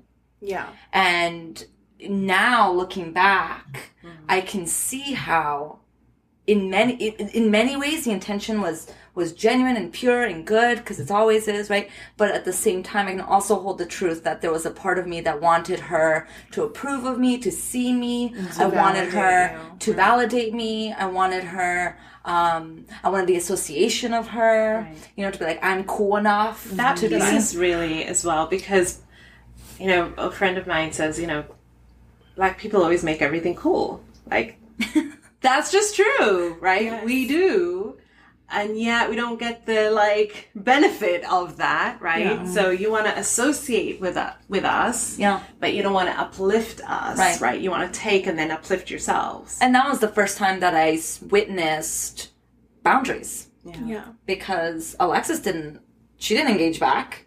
I mean, she's accustomed to this shit. So I don't even think she responded. Or I think she just liked it. But there was no oh my God, you're welcome, so. I don't play that game. And, right. And I'm about to get to why. Yeah. Right. Yeah. But I felt that energetic boundary. I don't care. Yeah. Kind of you can energy be here, coming. You cannot be here. Right. She accepted my friend request, but she's like, I'm not giving you any shit, or anything. I'm not giving you attention. And that was my first experience of, oh, right. I'm not here to continue to uphold my good whiteness. There's real work to be done. So I want to thank you for the millionth time. You're welcome. As I lay here, patting my own hair, in a very Leo fashion. So, for me, in terms of leveraging these opportunities, I'm gonna just say it out how it is. I'm a hustler. Okay, get your money. Okay. But I had to be, because I skedaddled on out the house with nothing. Right. And the universe was just like, what you doing, baby? And I was like, fixing things. But I've been much more recently, because it took me a really long time to sort of be at peace with my decisions. I did do a tour of duty, with the sex work.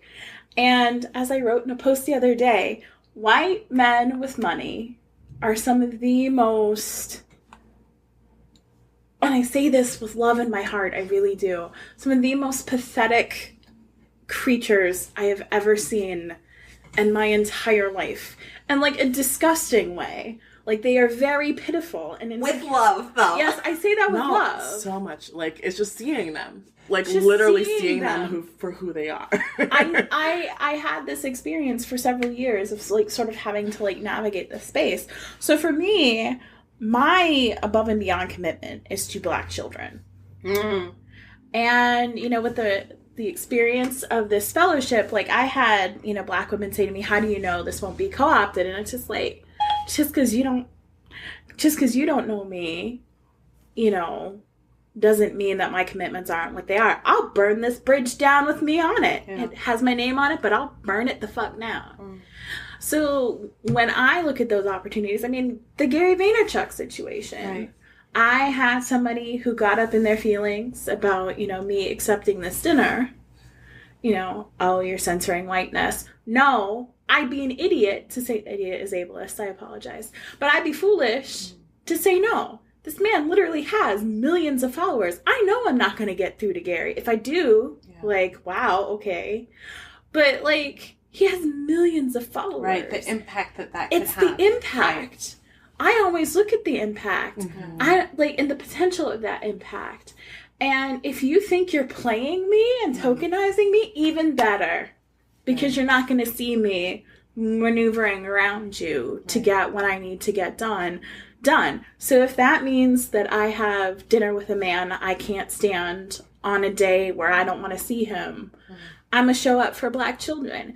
If that means that I hustle and get my money so that I can make sure that Black babies have food, that's what I'm going to do. That doesn't mean I support the systems, but that means I use the systems to dismantle the system. Right. I'm all about that game. Yeah. Like, I'm a warlord when it comes to this stuff. I'm just like, I'll take whatever tools I can get to burn this motherfucker down. Yeah. So, like, I'm kind of like... Unbossed, unbought, unbothered. Yes. Thank you, Shirley. May you rest in peace. But yeah, that's my attitude. Like, I don't navigate it. I just move through it. Yeah. But there's like an awareness. Yeah, that like comes you have with it. to. Like being okay with, like, being okay with it. I think like people gain, there are a lot of people that will assimilate unconsciously and like try to like play with the system to survive. Yeah. But also to gain for their own like personal gain. But there's like a level of consciousness that can come with it where like you can be really intentional, especially if you have this like lens of like, let's get us play free. acting. Yeah. like you can do the same thing, but with the consciousness of like what it is that you're creating. If you're in corporate America, just pretend you're like in a heist. I'm not saying don't rob your company, like don't, because I don't want to get sued. But like if you just pretend like you're just there with a mask on to get a job done, it makes it so much easier. Like if you have this consciousness of one day I won't have to deal with this shit. Yeah. And you would have, set your own. That's what our ancestors had to do. Right. Yeah. But it's, we talked today about integrity at the conference a lot, right? So you're in integrity, right? With your beliefs, with your values when you're doing that. So there's real clarity. You're not like, is this right? Like, what am I doing? I mean, I do have, like, a lot of that. She, like, Andrea knows. I'm pointing at Andrea, like, talking with my hands. But even with all the feelings, like, you're still in integrity. Yeah. Like, I mean, for me, like, the integrity piece comes from, am I being a kind person? Yeah.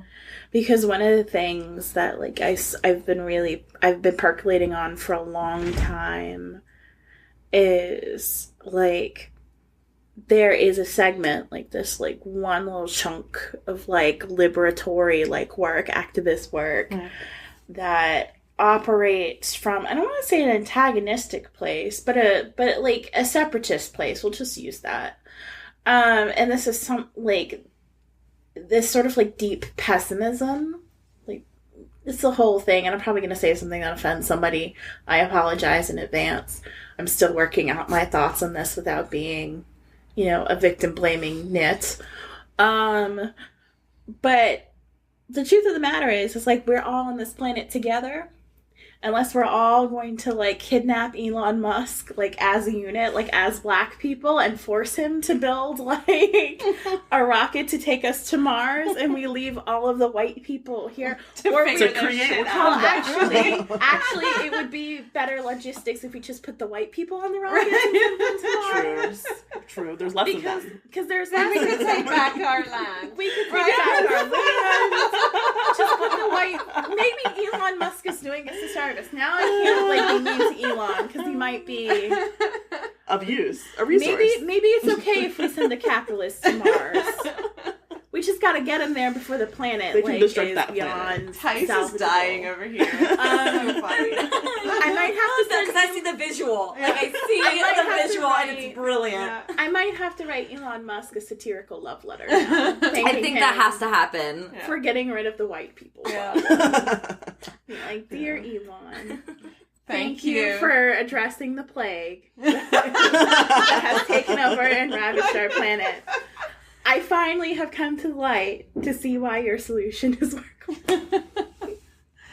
I forgot what I was talking about. Getting rid of the white people. Pessimism. Yes, the pessimism. For me, kindness is just sort of accepting the reality that we all gotta be on this ball of dirt together. Like, even if we were just in community with one another, and only one another, like as Black people, there's still going to be communities of white people that we have to deal with. Right. And we're still going to have to deal with each other. And we're still going to have to deal with each other. Right? So, like, we all just, like, because we're Black, we all get along. Like, no. Yeah, no. And that, like Blackness isn't a monolith. Right. Like, there are Black people that have white parents. Right. Yes. White families. Right? Yeah, that are mixed. Right. Who are lighter skinned, right. who are African, or who are African American, or from the diaspora, or Arab African, or Arab, or what have you. Like, we're not a monolith either. So, like, we all gotta figure out how we gonna make this work. And, like, further, most of the liberatory politics of Black and brown people, like, really radical, like, well, it's not radical to me because I am an anarcho-communist, like, visionary, but my praxis is democratic socialist, which is, like, a whole different conversation.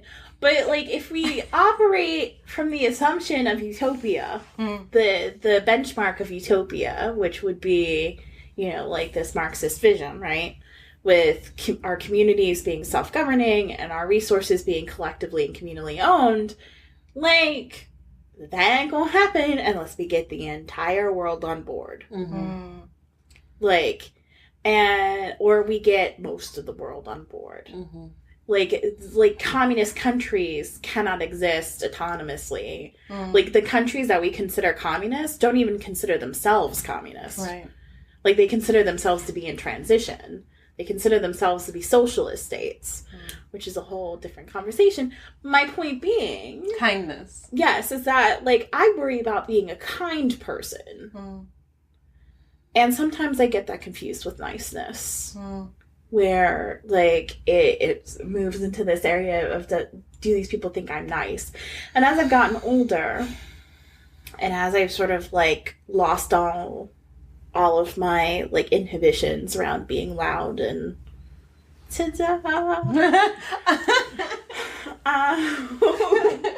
like, the less and less of a fuck I give about being nice. Because if you're a kind person, people feel that even when it's hard. I can tell you, Andrea, get rid of that man's and do it, like, in a really bitchy way. But because I'm a kind person and I love you, she's about ready to pop me. But Andrea's entire business. How you gonna call me out like that? You know, I can She say said it publicly, by the way. I know. That's okay. Hopefully by the time this goes out, I do what she tells tomorrow, me. You mean? if I go missing between now and when I'm get home, y'all better check in with her, but I would have earned it, so it's okay. I love you. Well, you mentioned something, because I want to talk about kindness, niceness. I know you three have a lot to say on that, but you mentioned something. You, like, really had to preface pessimism as, like, I'm not being a victim, blah blah blah, blah, but pessimism. When did optimism equal spirituality? And pessimism equal negativity, victim mentality? Yeah, and I mean, like, that's what I was trying to articulate, is that I don't feel that way. Like, when I hear my siblings who are in, you know, that sort of, like, vein of thought, I understand. Like, right. It's a hard world. Yes, there are little old Black people, even here in Macon, I guarantee you. You throw a rock, there's a 95-year-old woman somewhere around here who experienced sharecropping and saw people who were slaves and saw really brutal, awful things. I understand why she hates white people. I get so annoyed when white people are just like, why don't you like us? It's not fair. Well, Martin Luther King did. Right? Apparently. Apparently. Santa Claus. Exactly. Yeah. Like, Martin Luther King is like white people Santa Claus. Like, well, if you were just like Martin Luther King with the love, then everything would be fine. And I'm just like, but I understand, like, why a little old Black person doesn't want shit to do with you. Right. Every time they look at you, it's like a PTSD flashback. Right. And we carry that in our bodies, even. And we carry that in our bodies. If we didn't experience it. Anytime I go out in the city and I'm walking by myself, and I live on the north side of Chicago, so it's mostly white folks with, like, sprinklings of, like, people of color, like, through some of, like, the northern, you know, reaches of the city. I get nervous. Right. when I see white men, single white men, walking towards me at night. I'm afraid. Right. When I walk past white CPD officers, I'm holding my breath. You were saying the other day, like, and I feel the same. Like, I am more afraid of seeing police. I live on the south side of Chicago, where there's like a lot more police than there are on the north side. Yeah. If I see a police rolling up, my antenna goes out. Yeah. If I'm like, but there's obviously like gang violence and whatnot on the south side of Chicago, If and I am so much less concerned. If I had to choose between like gang members and the police, I'd always choose the gang members. Right. Like, because I'm not, like, just the institution of violent whiteness with the police. It's just like a whole different thing. And so, like, I can understand why there is intense, like... Pessimism. I understand. Because so few white people are actually doing the work. So I'm thinking about how then kindness becomes something we can access because of our privilege. Yes. Or maybe not kindness, but niceness. Or, yes. And that's the thing. Like, whenever I, like, see the work of, you know, my pessimistic scholars. peers. You're not hating on them. No, not at all. You're not like, she should. If anything, I am more grateful for them than I am for, you know, because they keep me sharp. Right. Like, they keep my little light-skinned ass in check. Right. Firstly. Yes. But, like, I understand that I'm, like, optimism is a privilege. Yeah. Right. Say that again.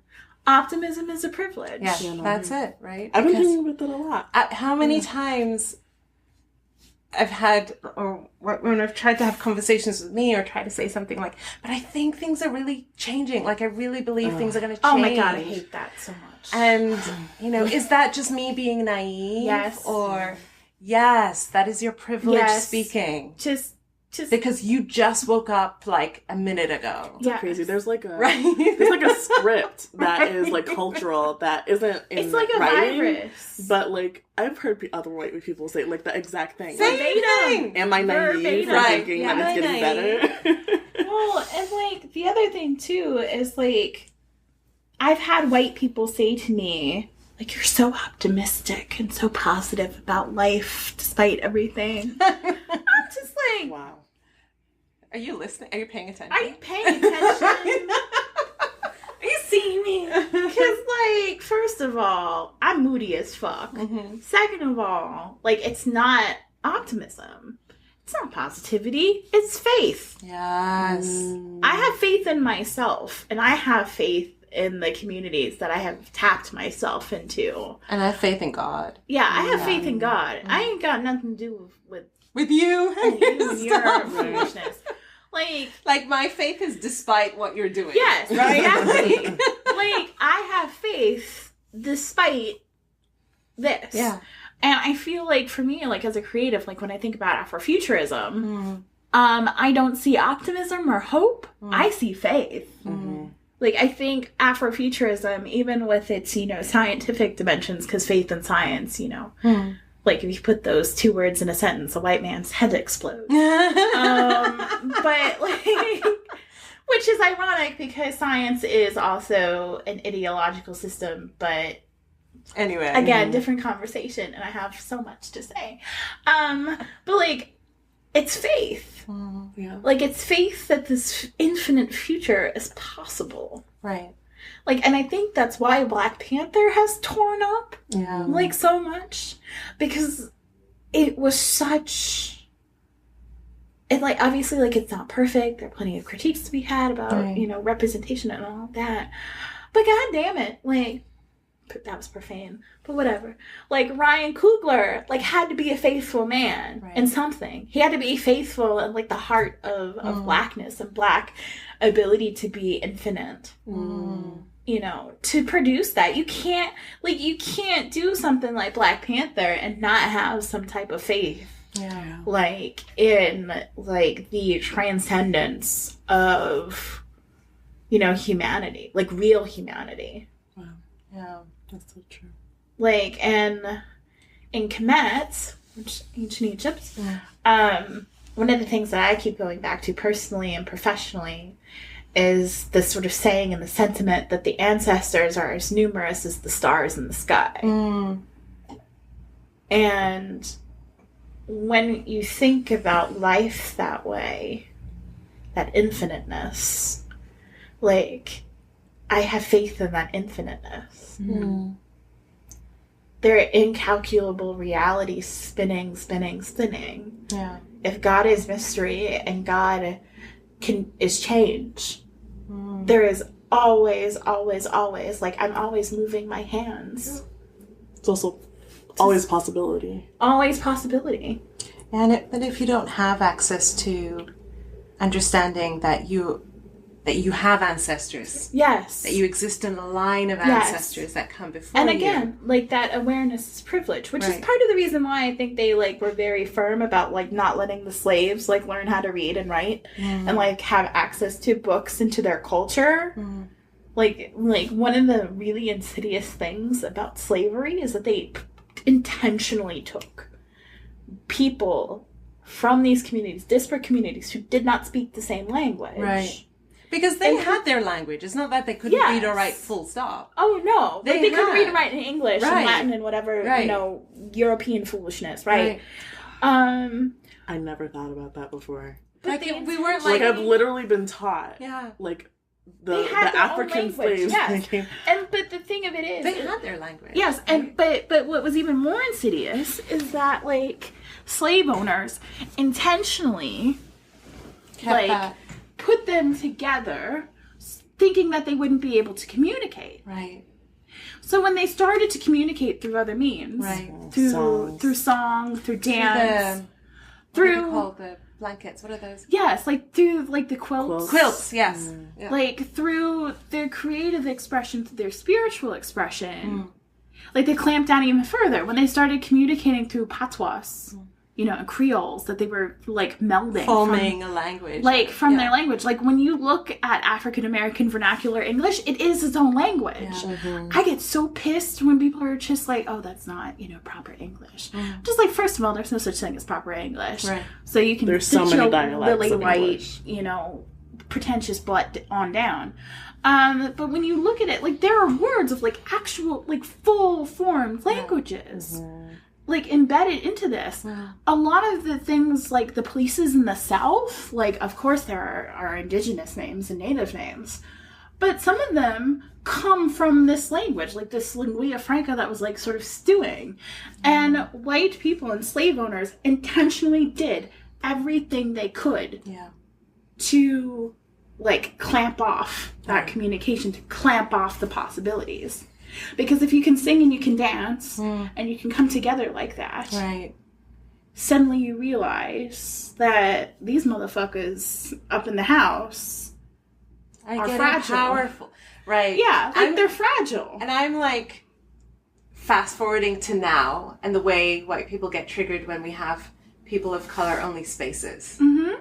Right? Like, that's a threat. They want to know what we're planning. What are we talking about? Right. You're not talking about us. No, but it's true because like, yeah, we are. Like, yes, absolutely. Yes, but so, like, the Boo thing, like, right now, like, he's going through Haitian history, right?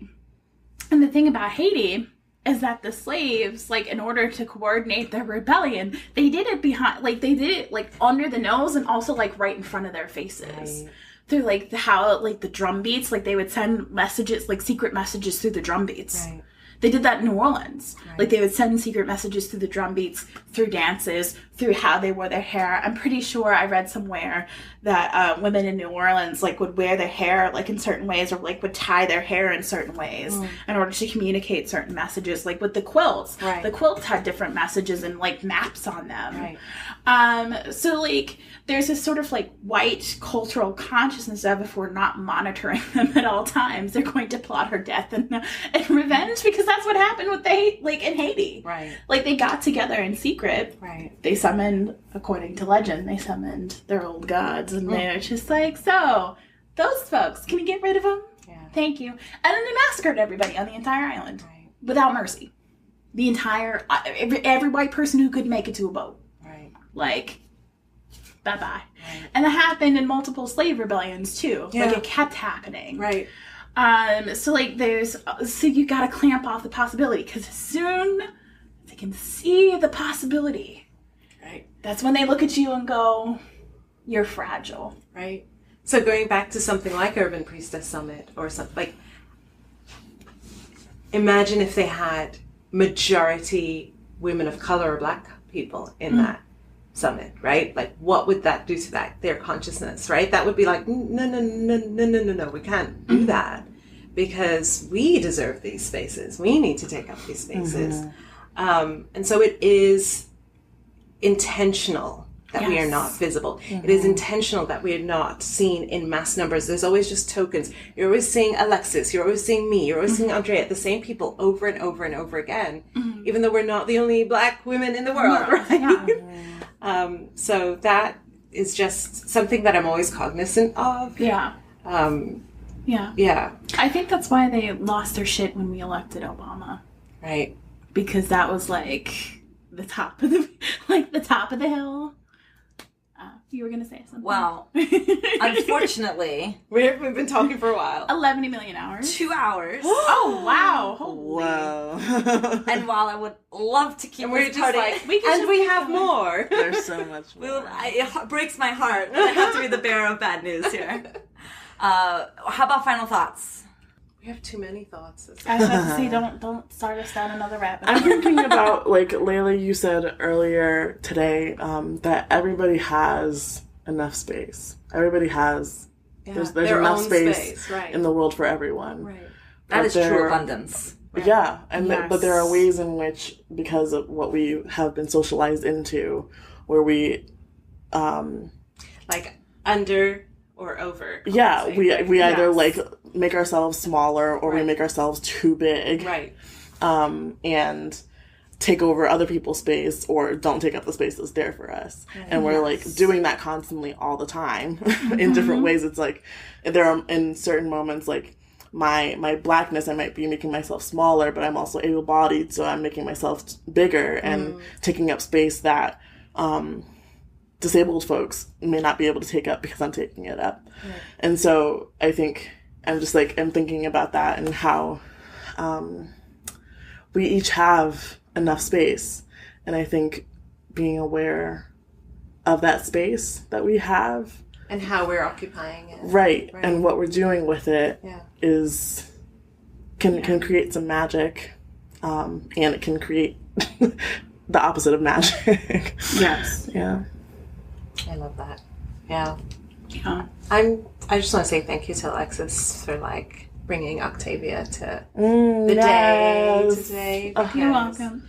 And I haven't read her 2 books, but I have read part of Octavia's Brood, and then I had to return it to the library. So then I had to go back and get it out. But I've also been reading Emergent Strategy by Adrienne Marie Brown, and that has been really guiding and really percolating inside about visioning and about like what is it that we're actually trying to create. You know, when I shifted to I want to center women of color and elevate women of color and Black women specifically, that was my step towards a vision, right? Like this whole thing is burning down to the ground. Like whiteness is just unraveling right now. So I can either be a part of that or I can be a part of ushering in and creating not a blueprint, but creating a possibility. Right, the possibility of a different way. Yeah. But, you know, and I said this right at the beginning when you asked me, what are you reclaiming? And I said, I'm reclaiming who am I outside of anger? Right? We talked about kindness today. Yeah. And so those are just some thoughts that I'm really sitting about around, like, not just tearing it all down to the ground, but what is it that we're wanting to create? And are we ready for it? Are we doing our inner work and our community level work with one another to be ready for it? Because, like, it's earned.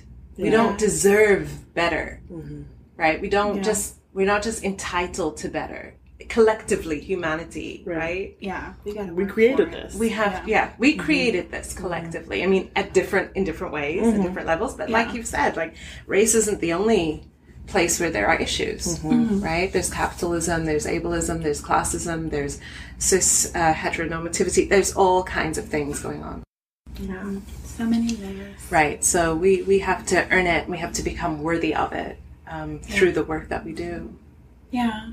And through holding these higher ideals and kind of using them as our guiding North Star. Yeah. Yeah. I was just sitting here quietly in contemplation thinking about snacks because I want snacks. I want something salty. I know. I want something have some salty cashews. and sweet. Okay. And I want like those turmeric chips we had today. yes, I know. I want like a chip, not a nut. I'm with Because you. a nut is We're like gonna too go on creamy. the hunt for a chip after this. Just one chip, though. Just the one chip. So yeah, like I don't really have much to add because this conversation was rolling and expansive and gorgeous, and it's almost like the mic wasn't here. Right. Yeah. Y'all were just kind of like the fly on the wall we were paying no attention to. Right. Like while we were having like this organic conversation, which are always the best. But for me, just me personally, I'm going to make this all about me again. Me. Because I'm learning to exercise my Leo muscles. Because my natal chart tells me I should learn how to do that healthily. Like in terms of like the visioning, like I'm very much like in this, I don't know how to describe it without sounding gross. Sound gross, do it. I have been radiantly content for, I'm not even sure when it started. But I sort of had this realization, and in terms of burning things down and building things up, I just had this realization that I think rather than like throwing my work away, like my previous work away, I see it differently now. Yeah. Because I was doing two things at once. Like I was showing possibility in the deconstruction. Like, or I was aiming for that. Didn't always land, but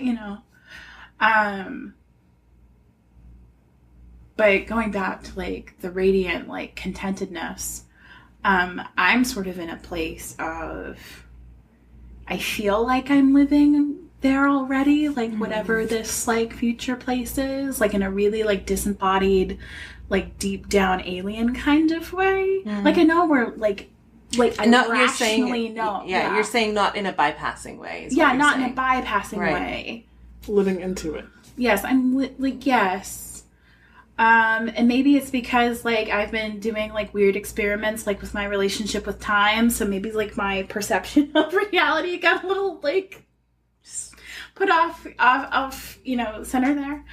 But I sort of feel like I'm living there, and like my whole responsibility like on the planet is to sort of just radiate from that place of contentedness and to Andrea just melted. She literally just melted onto the bed. like, I love it. like because the more that I can do that, like it frees my siblings. Right. It frees Black children. And it's also the dream of your ancestors. And it's yes. Like for you. If I can just be in that radiantly content place amongst the stars. Yeah. Not in like the mildly colonialist, undertones of like Earthseed. But like in that space, that radiantly content space, and sort of live in that future. Not live like with blinders on, but literally living in that future with all of those nuances in mind. I'm a beacon. Right. I'm okay. I think in a way, like I don't believe everything has a purpose, but I do sort of feel like there was, and I don't say this in like a victim blaming way or like sketchy things. Just take me as what I'm saying. I feel like a whole chunk of the reason why like I wasn't rooted into a family, why I was given the start that I was given was so that I can so I can lay those roots in the future. I love that so much. And to grow into a tree, to grow into a human person who is existing in this place that has transcended this moment, because I don't have anything holding me here in this moment. So I can plant my roots there and, be sanctuary for, children that are not of my heart or of my blood. Yeah. For my siblings now. And, I can stay in that place and pull forward. And as far as white people go, as a total anecdote, side note, seeing me in that place, which is so very alien and foreign. Right, to see a Black woman so radiantly content. Yeah. It's not only disarming, but it's fascinating. I get so much from white ladies in particular, you're so fascinating. And they don't know why. And I think that's part of it. I think there's that alien quality that's emerging in my life. That's fascinating. And it's prompting all of these internal look-ins oh shit, everything's on fire and I had a hand setting it on fire. I don't know, maybe I'm being self-aggrandizing. I don't know. Y'all are brilliant. You're not being self-aggrandizing. I see that. Yeah. Thank you. Thank y'all. Y'all are so brilliant and beautiful and funny and smart. Graham says, I need to get some friends who aren't. No, I'm kidding. Hi, Graham. We love you. We love you, Graham. Thank you for the three of you for this and your wisdom. It's appreciated.